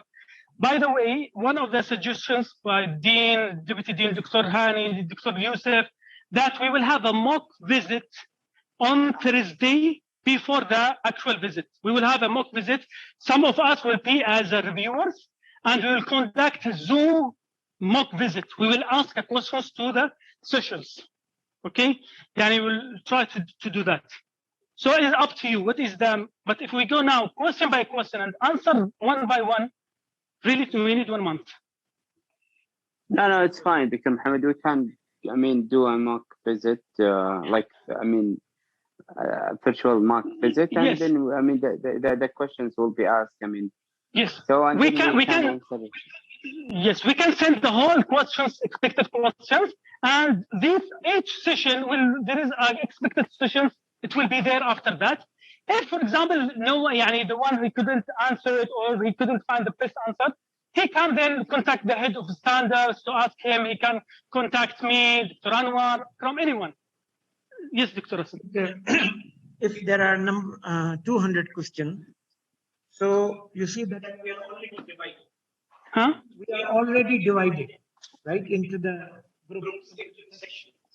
So is there any way that we know that these 200 questions belong to what section? So, I mean to say, when we are going to mock visit, for example, it might be possible that out of 200 questions, only 40 to 50 questions are related to me. So I'm not going to go for all 200 questions, but I will only take care for the sending amount of the questions. And this will be applied for every individual to make it better for sending more questions. Jazakallah khair, Doctor. This is exactly what I did. Now that these 215 questions, this is all. And even if it's not ordered in some way. Here you find in the sessions, in each session, because we will have one PDF or PowerPoint for each session. Inside that one, you will find expected question for this session. So it's divided already here. For example, this session is expected, this question is expected in this session, so this is why it's here. Huh? Sample answers, model answers, for any question. For any question? Is there any model answers, example for answers for each question? We cannot find one model answer for everything. The most important to be, as you said, don't, as Dr. Mohammed starts, don't talk more, don't give without evidences, and there is no good answer to be with continuous improvement, to be alignment, to be up, down, or top down. This is general guidance. But I cannot give typical model for any question. I think all answers are absolutely necessary. So if you take a look at the necessary,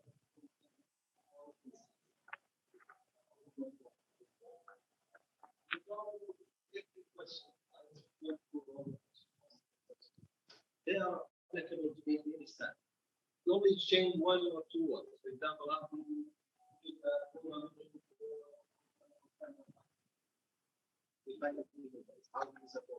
community service.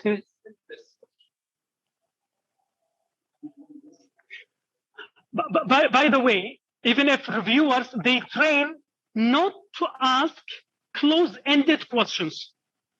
Normally, the good reviewers, they didn't ask close-ended. May they ask it for reason to give you yes, then immediately they will give you another question. But normally the questions is not a close-ended question, is ended by yes or no. No. If they ask these type of questions to know, no, khalas, it means that you don't have this mechanism. It means that it's a bad indication for you. Or if you said yes, they will immediately give the second question what they would like to see. Okay. Now another, for example, does the program mission appropriate for the community needs? How? Okay. We can see different types of questions. We cannot go one by one. Okay.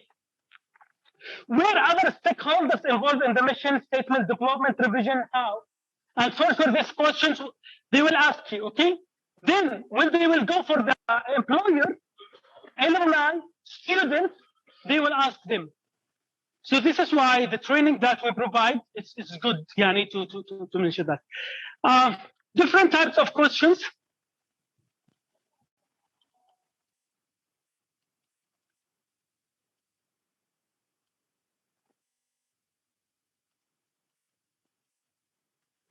Okay, other questions we can discuss about that. Okay, standard 2. Again, this is in the same session, still are in the first session. We covered standard 1. Now we will cover standard 2 in the first session. The first one about the leadership selection and development. This is the topics they will cover. For example, here you can see leadership selection and development. Other topic will go one by one. Leadership selections and development. That one because this session the dean will be there, deputy dean will be there. Okay, so they will ask how the leadership selection and development, how we develop them, because this is a critical point in standard 2, the selection of head department, head of committees. So what is written in the SSR? This is written in the SSR. I give it from the SSR.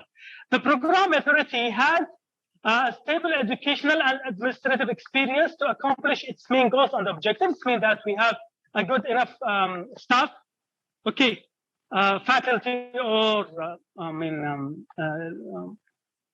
administrative. All the academic leaders holding a PhD degree. It means that now anyone will hold the head of department should be as PhD holder. This is written in the SSR. The selection of the program leader is based on his skills to establish a smooth environment for the students to achieve the learning outcomes and to promote scientific research-oriented environment that helps develop the knowledge and the skills of the faculty of the department. Okay, this question mainly could go to Dr. Mohammed, Dr. Hani, mainly about the selection. What is the criteria to nominate the head of department? Okay, head of quality unit, head of the academic unit, everything's on the college level. We have to prepare the answer. Yes, Dr. Based on the SSR. Yes. This is what we wrote here. This is what is written in the SSR. Yes. And so we have to check. Me and Dr. Hani. I mean the standard. I mean the SSR. I think the standard 2, right? Standard 2, exactly. Yes. Even if this question could goes to the head of department when they ask them about how you select the head of the units and committees in the program. So then there is a cycle to review. Okay. Another thing, to be also clear that we wrote in the SSR, head of committee or head of department is also, there is one layer above, which is the department council and the college council.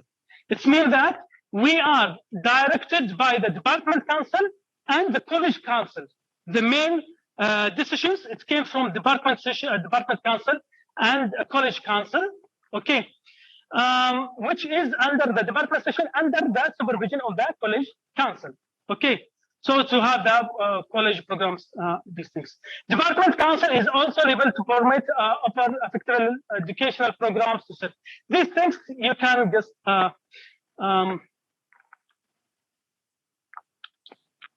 you can just go Dr. about it because this is very specific to you, Dr. Mohammed, Dr. Hani. We can discuss about it later. Financial support. They will ask about our financial support. What is the answer of financial support? Huh? It comes from the government because we are a public university, so we don't have like any private budgets or something.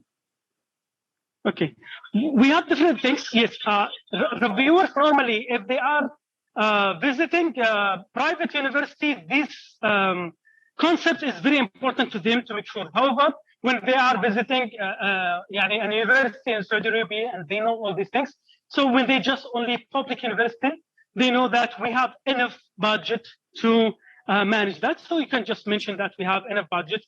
You can also, as a head of department, dean, deputy dean, you can say what is the budget allocated to the university for the last year, this year. I think it was almost 900 million or 700 million people during these 2-3 years. It was a range between 900 million to 700 billion. I think when we are completing the campus, it reached to 1,200,000,000 per year. What's the budget for Najran University? I think this last 2 years, it's between 700 million to 900 million. But you can get the accurate from Mr. Ali Al-Jafali, I think, from University Financial Department. We are central fund. They know that. If we say something is against that, they show. Like where is Asad? Asad, he said now the problem with NCAAA, they are from local agencies, so they know everything. They know everything else is monitored. So if we said now in Najran University or a program that we are not a central fund, that will affect us. It's really central fund. Okay, we get it from the university. But as you know, at least all the time when I was coordinator of the program, Dr. Ghassan, I think now you receive it. Yearly, you receive a request when they prepare the budget needed for the college, for the university. They send to the department asking what is your requirement. I don't know if you receive it or not yet. You get it last year, and we just, so this is how they consider it central fund, really. But what happens exactly every year? Okay, they send, for example, when they prepare next year, we will receive it both of you, okay, inshallah. They send the request for what is your requirement for the budget. They divide it for the faculty, equipment, all these things. I remember, equipment, blah, blah, blah, blah. Based on that, I don't know if they take it, consider it seriously or no, but this is the mechanism. Based on that, the fund or financial department in the university, they prepare the required budget for the new year. Type. Faculty, recruitment and retention. This is very important to everyone. This question could be asked anyone in the sessions. What was the process to when you were recruited to the program? What is the things that make you stay and still in the university? Okay, they will ask this question to dean, head of department, coordinators, and they will ask to all faculty. I remember during the last accreditation visit here, I was in the meeting as a faculty member. They asked me, could you please give me what was exactly the process to recruit you in the program, in the university? To make sure is it aligned with what's written or no. We will give you what is written in the SSR. What is written in the SSR, and this is really what is happening. You can see. The program applies appropriate policy and regulations for hiring Saudis and non-Saudis. So we have a policy for Saudis. We have Saudi policy for non-Saudis. Okay, so different one. So in the process of hiring new faculty in the program, start making suggestions by the department chair to the college their requirement a few new posts or hires.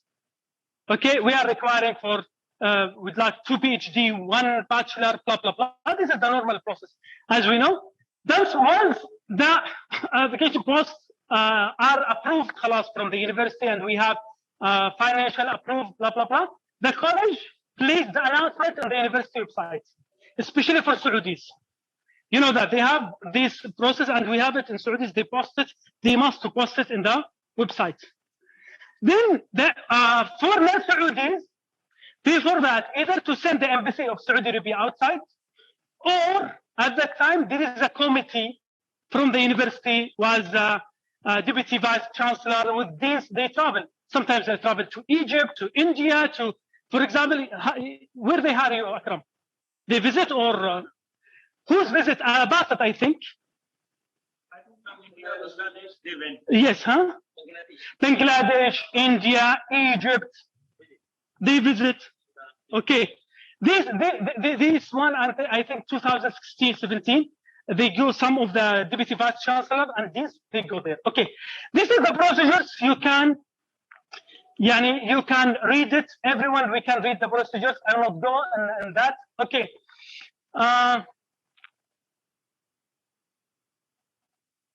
Research capacity. Other things we will talk about it. When they are focusing about research capacity, they are focusing about to make sure that the faculty, they can participate in research so they can contribute to the add knowledge, new knowledge for the students. Okay. So what we wrote here, program have established a research environment and also character in the process, yani to create more research partnership. This is what we written. Exactly. This is correct, Asad, or not correct?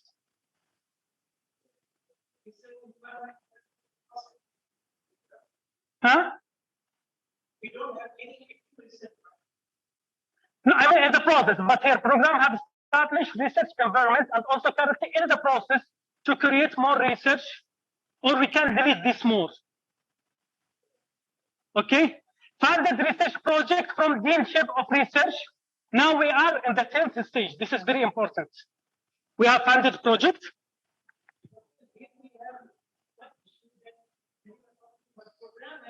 Oh, open your mic, that's not.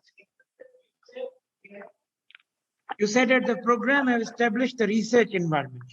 It means for the faculty. And also currently in process to create the more research partnership. It means outside of the university. So they may ask some evidence that if you are in the process, do you have any evidence that you have applied for it? Yeah. Yeah, but this is not inside, we're outside.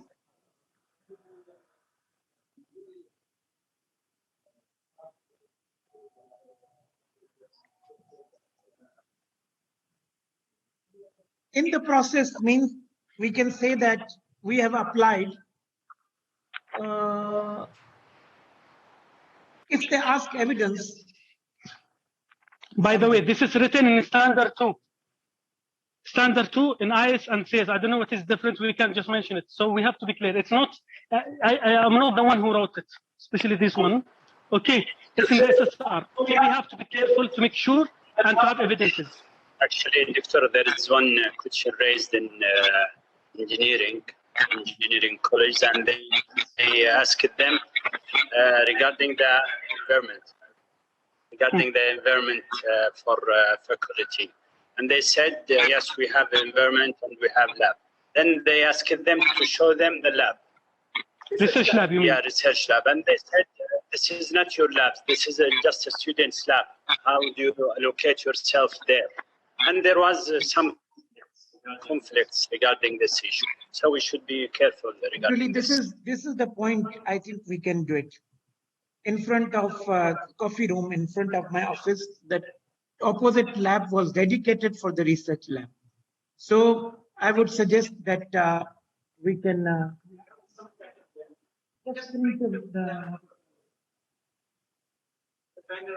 like we have the office number. Yes. And then I think the common area and do the research like okay? Because they are not going to go deep inside the softwares, ask about the research softwares or like this, no. But they can ask about the physical space. This is true. Yes. So we have to review it, especially in standard 2, because what is written here, most of that is from what is written in standard 2. Okay. Even if written as research group is being established, and this is, I think, true. This is true. And this also, we have the research group information available on the website as well. That's perfect. Okay. Yearly research plan. Do we have a yearly research plan? Should be that yearly research plan and yearly research report. Should be there for standard 2 CS and IS. The faculty of the program managed to publish. This is, I added, but we can 15 to 20 research publications per year. Is this average correct, Asad? It is more than that. But as average? Yeah, it's average. Yeah. Correct. Yes, Akram. Yes, for one program, only one program. This is the average for one program. We have research KPIs. Okay, we have a specific research KPIs in the program. Okay, especially number. Who can help me? Number, I think, Saira? Research, Number, I think. KPI number 14, which is regarding the percentage of publications of faculty members, and keep KPI number 15, which is rate of published faculty member, and KPI 16 is about citations. Exactly. We have 3 KPIs for research. Yes. So this one could be anyone who could be asked about these questions. I think one of the questions they can ask you, what kind of the departmental funding you have for research apart from the Deanship of Scientific Research? This is the question may come. They can ask, the scientific research funded is not for you only, it is for the whole university. What about your own departmental funding? Do you have any special funding or the Deanship of Scientific Research for your department to support the faculty? No. Okay. So in this case, the answer for something faculty could be that we do have privilege that we can travel to the conferences and we can apply. If our paper is accepted, we can get a grant 1 time or 2 times per year.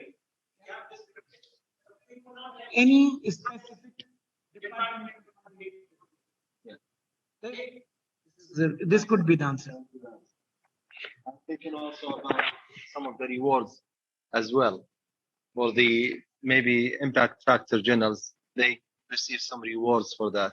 So this could be considered as one of the important factors for the research environment. I have also a suggestion regarding the interview. If we could add the Dean of the Research, Dr. to be allocated in this session, so he can we can get benefit. Like engineering, they did so. We can think, Dr. Yusuf, Dr. Mohammed, we can think about it. Dr. Ghassan. Dr. Yusuf. Dr. Ghassan, he suggests that we can add Dr. Matar Mahnashi in the last day. We have 1 session regarding research, session number 1 in the last day. So we can add him as he's the Dean of Research Deanship. We have Dr. Samar, she's the first. Yes. Doctor, yes, we have Dr. Samar. Yes, she's the vice dean of the... Yes, vice dean. And she's from our faculty.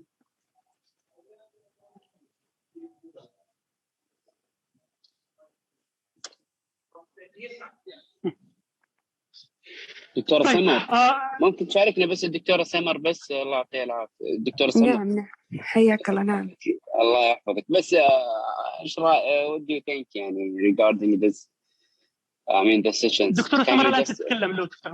Yes. تفضل دكتور. I think no need to add Dr. Matar for the last session, I think. Because all the information we need about the deanship is already with us, so no need to add him. That's my opinion. I'm not sure about all of you. You mean we can add him, or you can just? No need to add him. I think. Okay. So you can we add your name? Instead of him. already put my name. Okay. Yes. Okay. If your name for both program for CS and IS. Yes. Because Doctor, there is some expected questions will be questioned by Dr. Samar. For example, how many faculty you grant them, how much researches they funded from the Deanship of Research, and so on. They ask Dr. Matar many questions about engineering accreditation.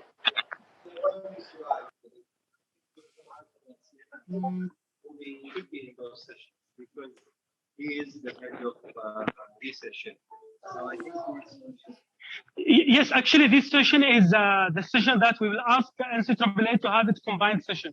because even if Dr. Adel, we have Dr. Adel Sulaiman, Dr. Adel Sulaiman, Dr. Saeed Al-Ahmari, Dr. Asadullah, all of them, they are in the same session. So this should be a combined session between CS and IS. Doctor, I'm telling you, I'm quite sure that they are just going to check that the faculty research. They will not go into deep in that, because the program accreditation is so we just check superficially that what the company is doing. They are active in research. They have the number of the competition.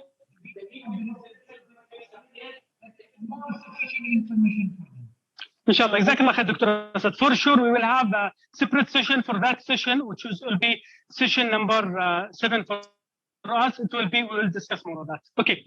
Now I try to go fast for these things to come up. Doctor. Sorry, one question. I mean, this session will be joint. It will be joint between CS and IS. I mean, regarding the research. والله يا دكتور هذه من المواضيع، معلش انا بتكلم بالعربي، من المواضيع اللي احنا ضروري نتكلم فيها مع الدكتور بندر في مساله انه في سيشنز احنا نريدها ضروري تكون كومبايند. السيشن الاولى هذه السيشن اللي فيها الدكتور يوسف الحازمي، تمام؟ احنا بس نجهز القوائم، لو تعطوني نوت بس ايش السيشنز اللي تبغوها جوينت، وانا بسوي ريكوست يعني باي ماي ايميل، يعني انا اقدر ارسل ريكوست ونقول له والله هذه احنا يعني طلباتنا ونبغى السيشنز هذه تكون جوينت يعني. بس حددوا لي بس من البرنامجين ايش السيشن اللي تبغوها جوينت، وارسلوا لي يعني مثلا واحد يعني يرسلوا لي الهيد اوف ديبارتمنت ولا يرسلوا لي طلب يعني يكون يعني او طلب واحد من اي احد يعني، وانا بفردها وبعلق عليها وبرسلها للدكتور بندر، وان شاء الله انه يوافق باذن الواحد لحد. خلاص تمام دكتور، الله يسلمك. طيب I try to go fast in that topics. We will come to very important يعني topic will be asked during the first session and will be affect everyone, which is how accountability and the quality control system. What is our quality system? This could be يعني question to anyone. What is your quality system? Okay, so the coming slide will try to summarize exactly what is our concept in the college and the program and the quality control system. Okay. In our program, this is important, everyone, as either faculty, everyone to know that we are, as a program, this is our program. As a program, we are dealing with some inputs. We have inputs, we have process, we have output, we have outcomes. Okay, so this is the first way of we are measuring our control quality system. So our inputs, like what? What is the input to our program? What is the main input to our program? Main input: students, faculty, strategic plan, operational plan, resources, courses, curriculum. All these things are considered. This is just, for example, rules and regulations. All these things are inputs. So all these things, these inputs, they will integrate with each other. For example, students, with faculty, with plan. Okay, in that process, they will integrate in the process. The main process in our quality system in the programs is the first one is what? Teaching and learning. We are teaching the students, they are learning from us, exams, blah, blah, blah, blah. We have also from the process, we have students' activities process, we have research activities, we have community contribution, we have administrative tasks. All this one is process based on the input. We have inputs based on that. We do some process. Most important process: teaching and learning, research, community contribution, administrative stuff. Based on this process, we will have in our program outputs. What is the major output of our program? 3 major outputs of our program. What is that? Graduates, the students, they are main input. They will become community service. As graduates, Okay.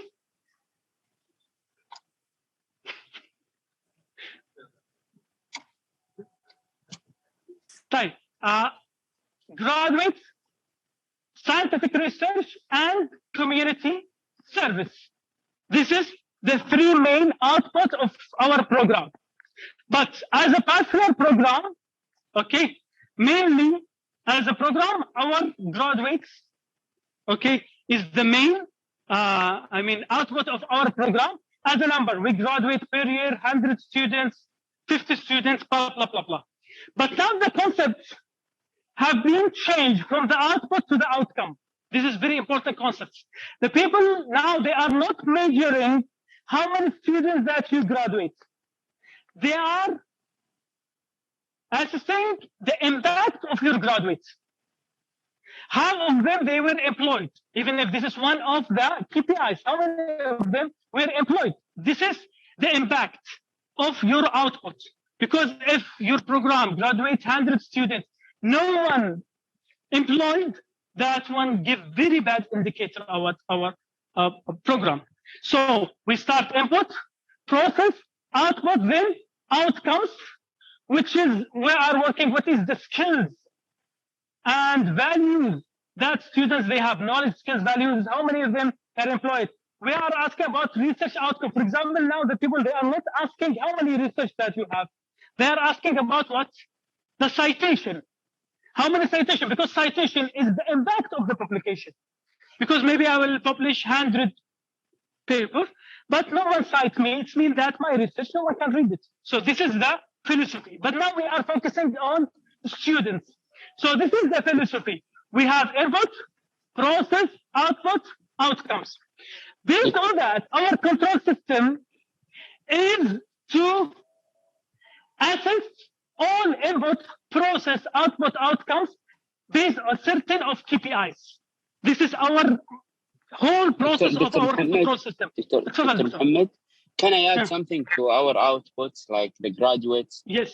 They will ask. They will ask. I mean, like how many or the percentage of our graduates right now is like the employees and employees. And the other things they will ask about, like how many students, I mean, or how many graduates, I mean, from our programs, who continue their higher studies, or studying abroad. I mean, for the science, the research will ask, as you said, like how many publications we have and how many citations. For the community services, I will emphasize to the and I will ask Dr. Khairi to make sure, like how many community services that we have, and the community service plan. Just focus on the plan and how and the executions of this plans that our faculty members have. Just focus on this. I mean, especially the community service plan and how many community services that we provide to the community. And what is the impact of this community service that we provide? Yes, like the number of the attendance and like the topics that we just try to prepare yourself, Dr. and even the faculty members. But I think these questions will go to the Dr. Khairi. Please, if he can hear me, just tell him. Yes, he's hearing you, and he's have a smile. Thank you. Thank you so much. Jazakallah khair. Fine. So this is now very important. Based on this input, process, output, outcomes, we have certain of KPIs. The 17 KPIs that we have is, to be clear to everyone, is divided based on standards and based on input, process, output, outcomes. For example, when we are measuring the ratio of faculty staff to the students, we are measuring what? Inputs. Because if the inputs, because our system, we try to measure everything. For example, why EBIT? This is very simple way. Why EBIT accreditation is more easier than NCAAA? EBIT, they just like to assess the PLOs. That's all. Okay? Because this is well-established programs, and if you find any problems to the PLOs, that your system easily can be improved. However, the philosophy in NCAAA, and we are working now, we are assessing the input because still we are 10 years age of the program. So still we are improving ourselves. So why not to just wait until the end to measure yourself, either you are good or no? This is the philosophy in NCAAA. Please assess your input. For example, if your ratio students to faculty ratio, if it's 1 faculty to, for example, 50 students, this is give what's the indicator? If your KPI 1 faculty to 55 students, this is good indicator or bad indicator? Huh? It's very bad indicator, because that for each 55 students who have 1 faculty, it means you have a problem in your input. It means that the process will have a problem because your faculty will not be able to teach all these students in a good way. So this is the philosophy of our control system and accountability of our quality system. So we are assessing the ratio that is here in Saudi Arabia for computer science programs, computing program, is 1 faculty to 17 students. This is the optimal ratio acceptable. Okay. If you are 20 is acceptable. Okay. But more of that, no. You have to control one of the inputs. Either you reduce the acceptance ratio of your students or to hire more faculty. Otherwise, you will find the problems in the processes. This is the philosophy in NCAAA that our quality system is following. For example, how we are assessing the process. I'm talking about the actual KPIs. We have 1 KPI called faculty to students. Okay, the question here is the ratio is this. Is it good indicator? For example, we have one faculty to 3 students, 4 students. Sometimes it's not good indicator because you have waste in your resources. You have to increase your students.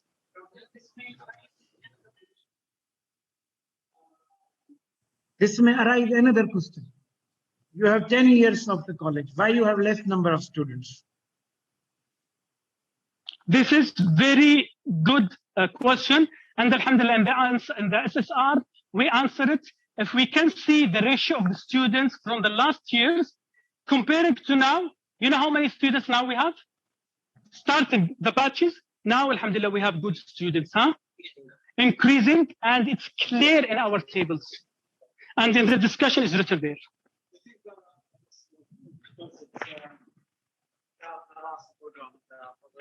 Year before we had administrative and business college, I think, administration and business college.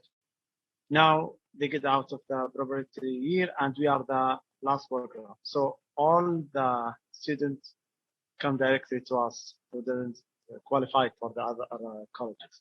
Is it right? This is one of the reasons, but no, it's not written like that. May we discuss about the female? Why female students? To be honest, why female students is better than male students? Why they are more? Because college engineering they don't have, and we have just only College of Medicines, and some for some reasons of community culture here. So good students, they are eligible to go for medical. They go for us. We have a good number of students. Yes, I think this is the optimal answer regarding the, I mean, like why the female students are better than us, or the better than boys. Because yes, you said because we have less of program in the university level. I think this we can answer. I mean this question by your. I'm answer this question by your answer. I think this is the optimal answer. Yes, but also what we wrote, because Dr. Rahani, he said that we have to say that before that we have this program from administrative college, which is now this removed from preparatory year. What we wrote in the SSR, no, we wrote in the SSR, we had some access at that time. We wrote it and we tried. We go for preparatory year. Ghassan, he remember that at that time. and we try to give more talk to the students preparatory. We talk to the, I think, latest at that time. We have to find the evidences about with Dr. Abdullah to give us a good portion of the students. Okay, so maybe all these things have effects, but the increase is very clear for both CS and IS. Now we reach to the optimal because the expected number that we said every semester we need 30 male, 30 female. Alhamdulillah, now we are in this almost number.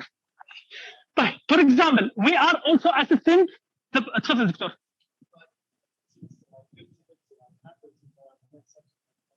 30 in the female section. But male section 50. هذه عدلت. Yeah, based on the last numbers. For example, last year we got 150 in the female section, while we got 70 only here in the male section. نعم بس انت تتكلم على 30 للفصل للبرنامجين ولا تتكلم على برنامج واحد انت؟ برنامج واحد يعني CS تربية IS تربية. هذا بنين. بنات. حلو.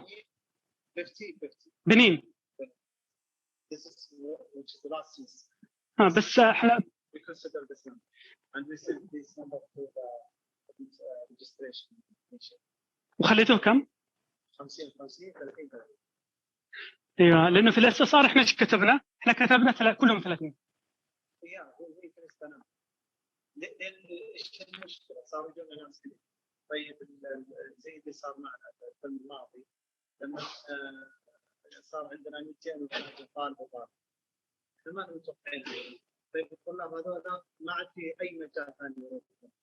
اخذ مجال فرفعنا انتبه. فممكن هذا كان سبب. تمام احنا نشوف كيف نطرحها في الاس اس ار لان كتبنا في الاس اس ار 30.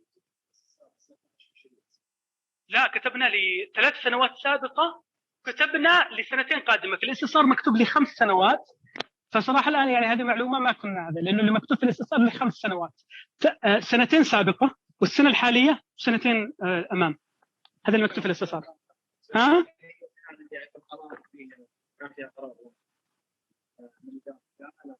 انها ترتفع 50. لا الارقام اللي حددوها 50 لانه عموما احنا مشينا في القديمه. تعرف القديمه هي كانت 30. نعم فحنشوف احنا كيف حنسوي فيها لانه هذا اللي مكتوب في الاختصار. طيب حنتكلم في البروسيسز ايضا. we have some KPIs in the processes. For example, when we ask the students the KPI of the evaluation of the students for the courses. This is one of the KPI. We are evaluating the processes. For example, the outputs. We have some KPIs. We are evaluating the outputs. We are asking how many students graduate on time. Okay, about also this resolution. We are assessing the outcomes, as Dr. Mohammed said, about how many of our graduates were employed in the first year, how many of them they went for higher studies.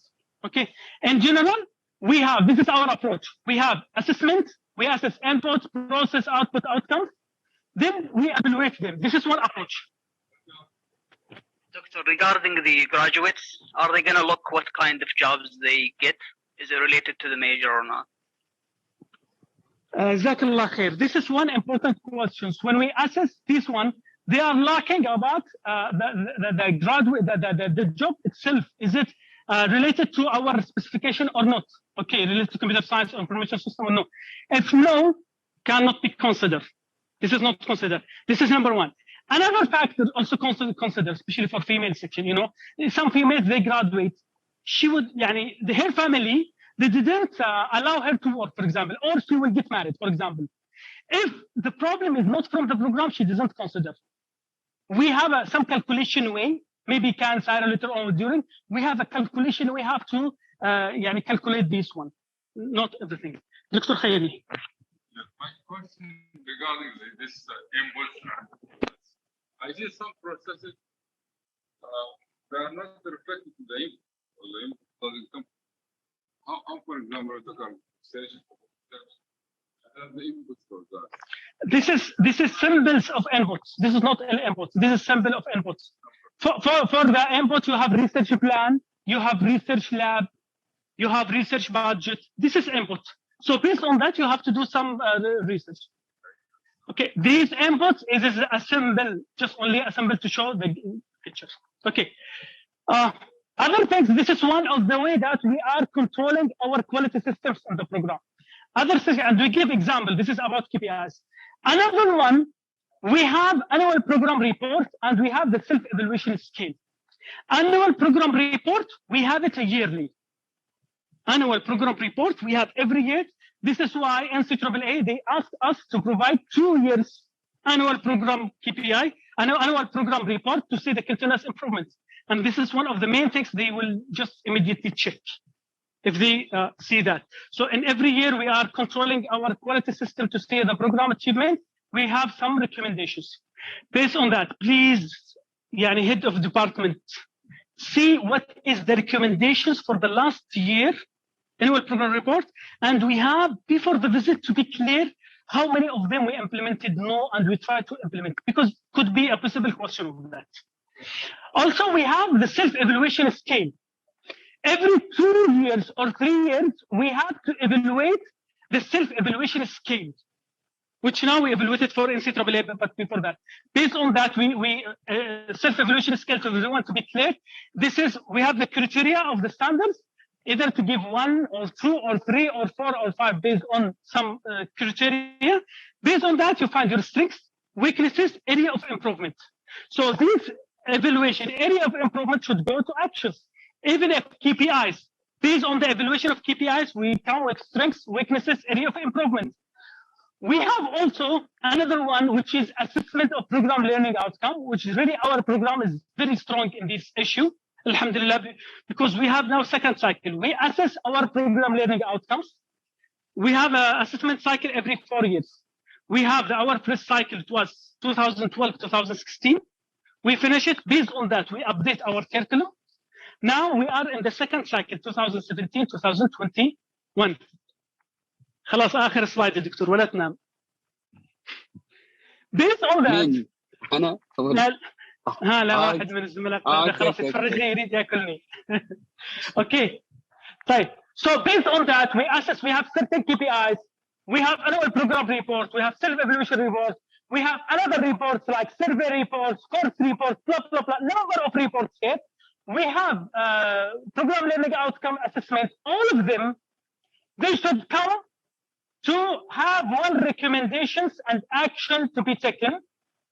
These actions, implementations action, can be implemented anywhere in the program, And we change in the input, we change in the process, we change in the graduation or output, we change in the learning outcomes, can affect any place in the program. So this is the main control and quality control system.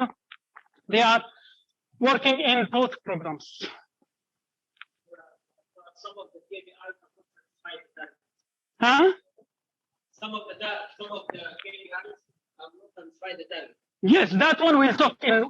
It will come to us how to deal with KPIs, because KPIs is still how to deal with KPIs when you increase the benchmark. But it's still not here. ما ادري انا اشوف الوجوه خلاص.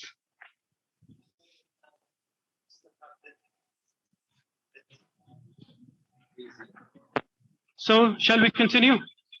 At least we finish this one. معلش يلا. طيب. I will try to go fast, but the most important thing is also. Okay. So based on that, okay, policy and update of approval process. This is very critical.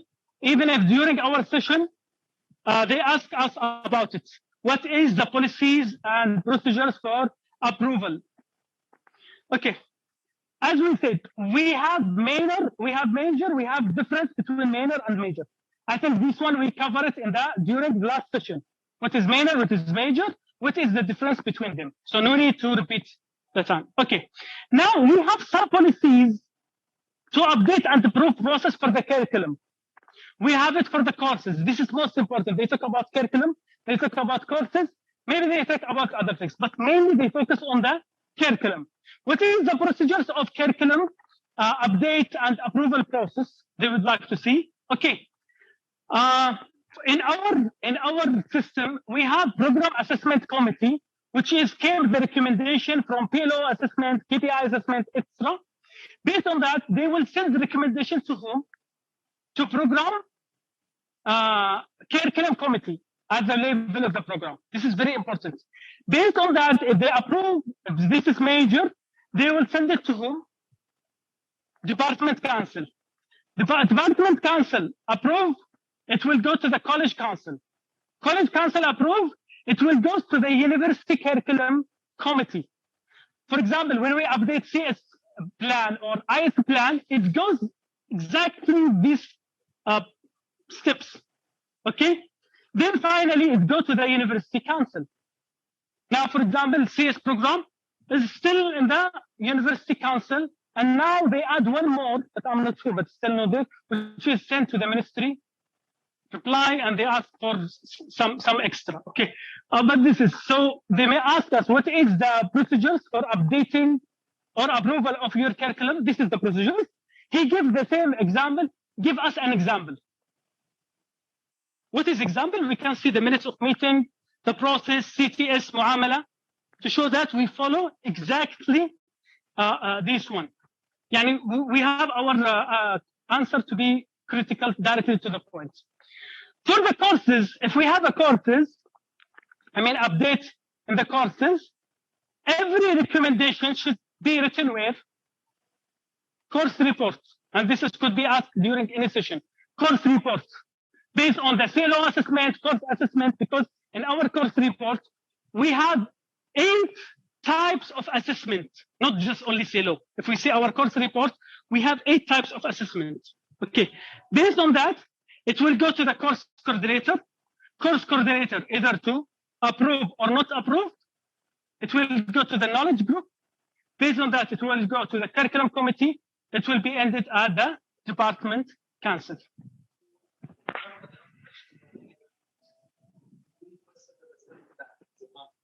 Curriculum. So we are talking about the updated CS plan. Does it go to the? I assume it went through the same process. But yeah, and if they ask why it's still not approved, because I know they have asked about the alignment with the some other framework, classification framework, but still we don't know. I don't know the answer exactly why it's not. Wallahi, yani, Doctor, this is very critical. If we have to provide them, it's approved, even if from the university, or we have to talk to the university college council now, because university council, they approved it last time. If the visit came and the plan is not approved, that one for sure conditional accreditation. Because our credit is less than 120. No, we don't have, for CS, we don't have training, field training. It will be critical. We supposed to have it. They are already implemented at this 1 semester, 2 semester. But I don't know, yani, if.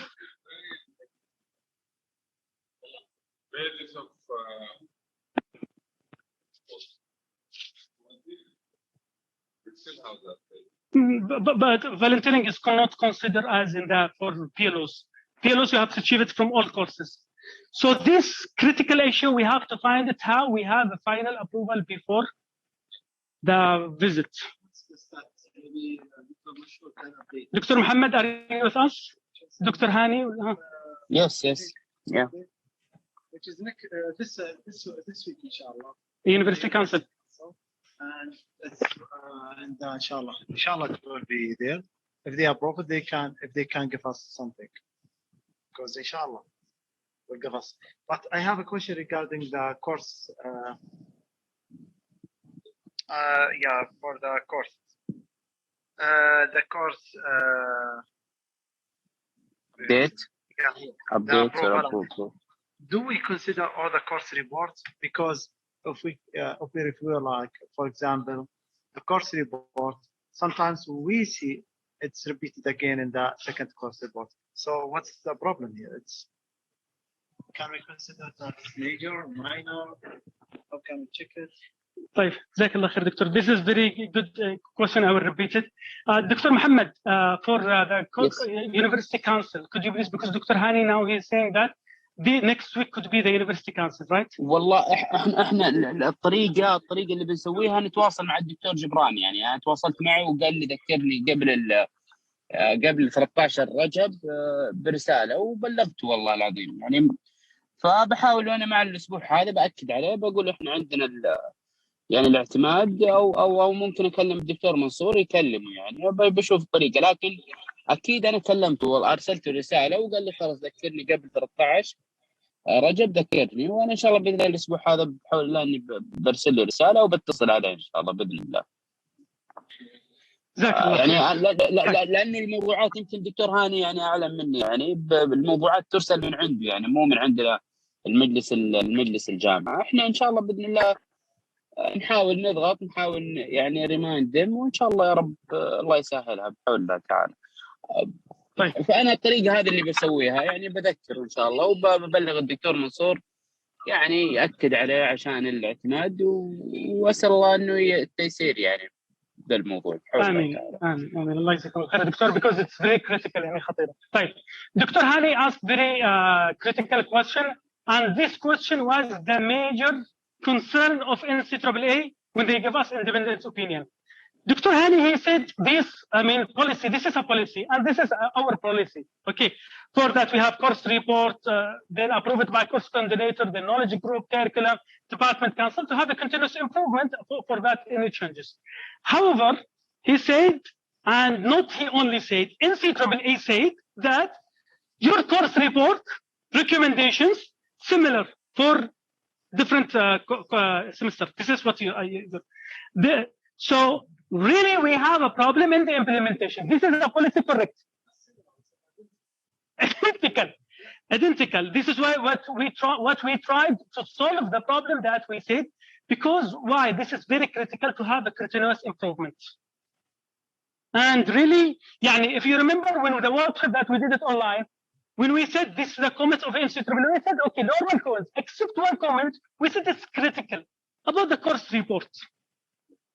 And please, now we have to say, we have to check our course report. If it still has the same problem, we have to fix it now. This is critical. The problem not in the policy. The policy, this is correct policy. The problem in the implementation will not reflect no continuous improvement. Yeah, for example, if the recommendation has something related to, for example, the equipment, we can give an evidence that we raise, for example, muamala, requesting maintenance or anything. But sometimes the report or the recommendation has something in the CLO, asking to change the CLO, changing something. And it appears again in the second report. And this is, in my opinion, I think this is a major. It's a CLO. And the instructor asking for to change, no one taking action. Wallahi, Doctor, this is very critical, and this question to everyone. This is very critical. They raise it during their comments.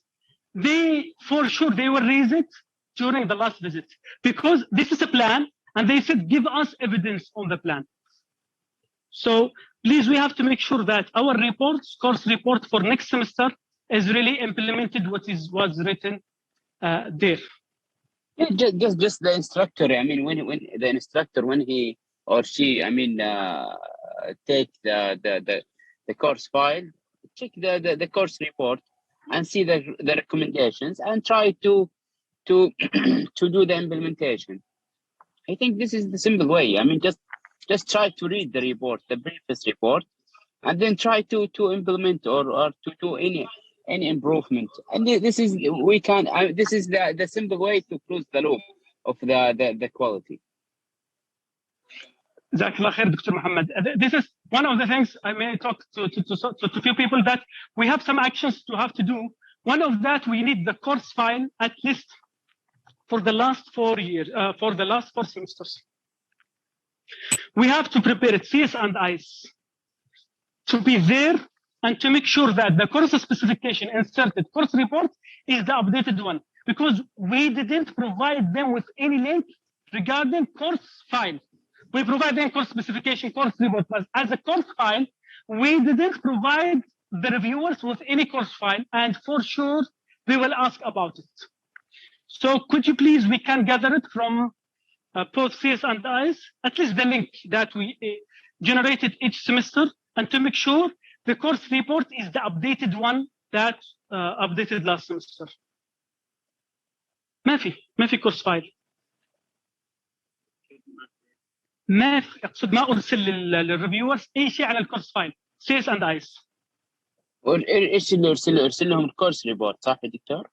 Course reports and course specification, everything is sent. But as a course file, no, there is nothing has been sent to them.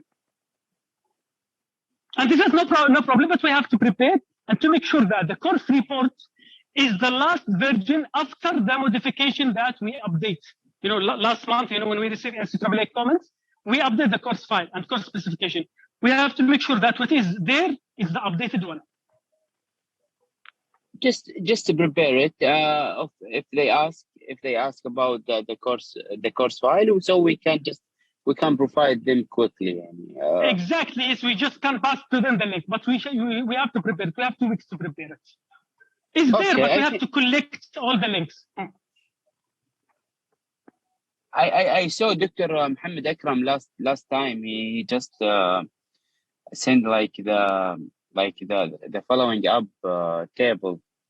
Like I saw some courses is still missing. They didn't submit it yet. So can you please? I mean, this is the request to all of the faculty member, CS and IS. If they could please just submitted their course file. I just checked that the last semester, or can the head of departments, if they can kindly please just make sure that the course file of their course program are full and submitted. Will you just please check with your, I mean, the one who is responsible to collect the course file. Thank you. Jazakallah khair, Doctor. Now we will come to a very critical and important topic in the session, which is data integrity. What they mean by the data integrity? We would like to see the data integrity. They would like to see the data integrity between male and female. No, that one is not the correct one. Okay, that one delete. Okay. They would like to make sure with the proof that same program courses in male and female section, and we have it. Because maybe you will be surprised that in some programs, male, they are studying some courses, female, they are studying some other courses. So they would like to make sure that this is one, and they request also, and we have provided them with evidences, transcripts of male, transcripts of females to see that this is the same course. Again, same course specification in male and female sections. They would like to see that same data for male and female. So they would like to make sure that we are teaching the same course specification. They would like to make sure that we have one program annual report in all sections. It doesn't mean that we have for male separate, male separate. No, we have one annual program report for male and female. One course report in all sections. Now we try to implement this one. We are, alhamdulillah, in some courses, we are good. That we have one course file or course report for male and female. However, in some courses, other courses, no. Course report for male is separate from female. Should be now combined. Should be combined course file. Same course coordinator in the male and female section. Alhamdulillah, we have it. So for data integrity, if they ask how you make sure that your data is integrated male and female, alhamdulillah, we have same coordinator. Members of any committee, alhamdulillah, we don't have separate committees. We have a committees. They are members from male and females. These things very good. We have to think. We are following what is called uniform exam in male and female. Not unified, because there is 2 terms. One is unified exam, and we are this uniform exam. Unified exam, we are trying to have unified exam. It's unified exam. It means that the same exam, the same question, same number, same marks, male and female. This is what should be.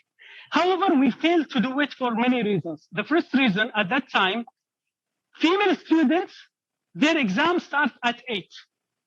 Our exam starts at 9.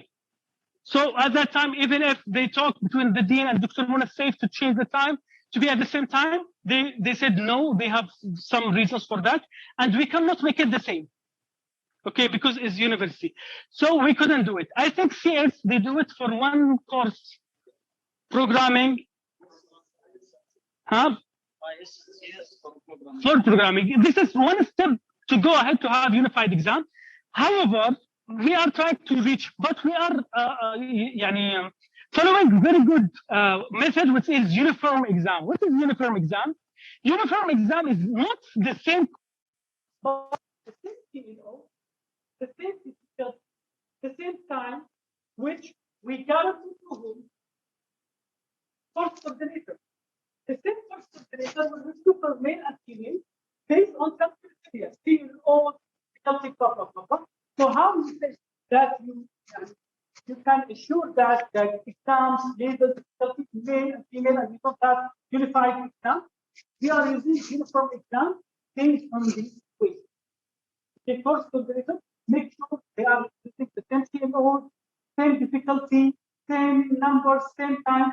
Not female is difficult more than male as well.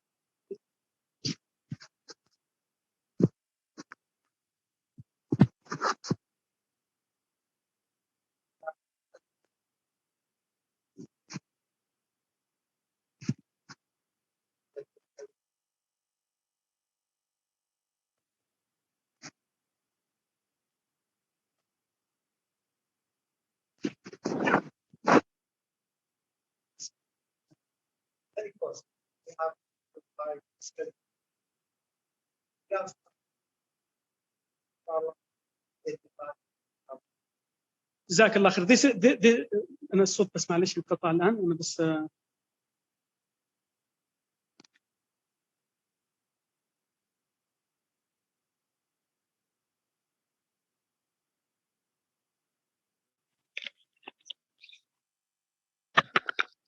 دكتور محمد تسمعوني؟ اسمعك دكتور محمد. اسمعك اسمعك. Dr. Hani, he raised very important things, which is really would like to say. Now we have uniform exam and explain. However, we are in the process to have unified exam by this scheduling. So inshallah, we will reach to this point, and this is good continuous improvement. Thanks to do that. Fine. Also, the integrity of the data between male and female, PLO assessment or KPI assessment are collected from male and female together, and we come up with the final value and recommendation. However, we have detailed discussion, what is in male, what is in female, but finally we have overall for the program. So we have data integrity in male and female, and maybe the recommendations goes where the problem that we have. Same resources and facilities in male and female sections. I think we have a video now. You can see everyone. We can see the video. MashaAllah. Some people they said when they see the video, I said why the female classroom is better than male. Okay, so almost we have good labs, we have good classes, enough for male and female. Offices is good. I'm not sure if sisters they approve with me, agree with me or no. Okay, so silence is okay. Type reporting standard. Reporting standard. What is the reporting standard? We have certain of reports. I'll try to go that one fast. I know everyone is tired now. We have some certain of reports. This is standard. We have every semester course report. Every year we have annual program report. Every year we have KPI report. Every semester we have PLO's assessment report. Every 2 years we have self-evaluation skill report. Stakeholder survey result report, we have it every year. PAC report, we have it every year. Self-study report, we have it when we apply, okay, for accreditation. So this is standard. يعني خلاص, we have different types of reports every semester, every year, or every 2 years. Our standard for writing the report, it may be based on assessments. This assessment could be a KPI, could be PLO, could be course, should be based on assessment. Based on that, we do some analysis, maybe survey. So we assess the survey analysis. Then we do some recommendations. Then finally, very important thing is closing the loop. Any report without closing the loop, this is a critical. This is what our standard, but not necessary that all reports we have the same. So this is the weaknesses where they may find it. We find courses, reports, no recommendation, and this is very critical. We can find in our report, we wrote a report, no recommendation. So they will ask, how come you have a report without recommendations, analysis and recommendations, closing the loop? But this is our reporting standard. That should, even if the one that we have it as a template, have all these things inside it. The final one, okay, dissemination channels, how we communicate with what is the channels that we publish our information. We have the college website, okay, where we publish our information. We have the program website. We have the college Twitter account. By the way, again, I remember, we need to publish for the students some evidences, like barcode, something, anything regarding students, student services, student rights, students complain, blah, blah, blah. It's better now to start publishing in Twitter. Okay. We have college Telegram channel. We also publish for the students something. We have WhatsApp groups, different WhatsApp groups. Adlan, for example, he has many groups. We have, as academic advisors, we have, as the teachers, we have WhatsApp groups. We have college advertisement ports, which is located here, and everywhere we have it. We have suggestion box, like what we have here in the Dean there. We have a complaint box. We have it also there. We have academic advisors. Normally, we send to the academic advisors, please inform your students. Okay. What else channels that we have? Huh? Email list. That's good. Huh?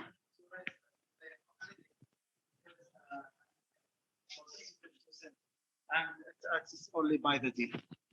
So we have a special email for like suggestion or complaint or anything to raise it by the student, and it's only accessed by the dean.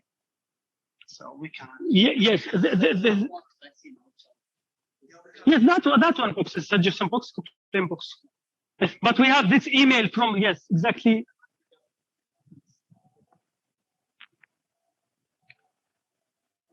Type.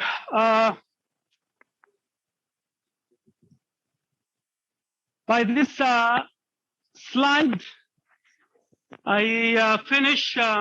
This is the criteria what was covered in this session. Okay, still standard 2, we didn't finish standard 2. Standard 2, there is another 2 extra sessions, which have very critical information. Okay, and then we have all the expected questions. Okay. So in this today workshop only, we finish the introductory part and session 1 only. We have still remaining 7 sessions for discussion. For example, again, center support. Yes, Dr. Mohammed, Dr. Mohammed during the last visit, from NCAAA, he asked the dean exactly this question. Dr. Mohammed, do you remember? سأله السؤال هذا بالضبط. قال له ايش هو؟ جيب لي مثال. دكتور. ما ادري شكل الصوت راح. لا عندي. اي اذكر دقيقة بس قاعد اشيك على خلص نسمعك. You can open لا Dr. بس Mohammed. والله أنا عندي مشكلة بس قاعد يزومينج. دقيقة بس دقيقة.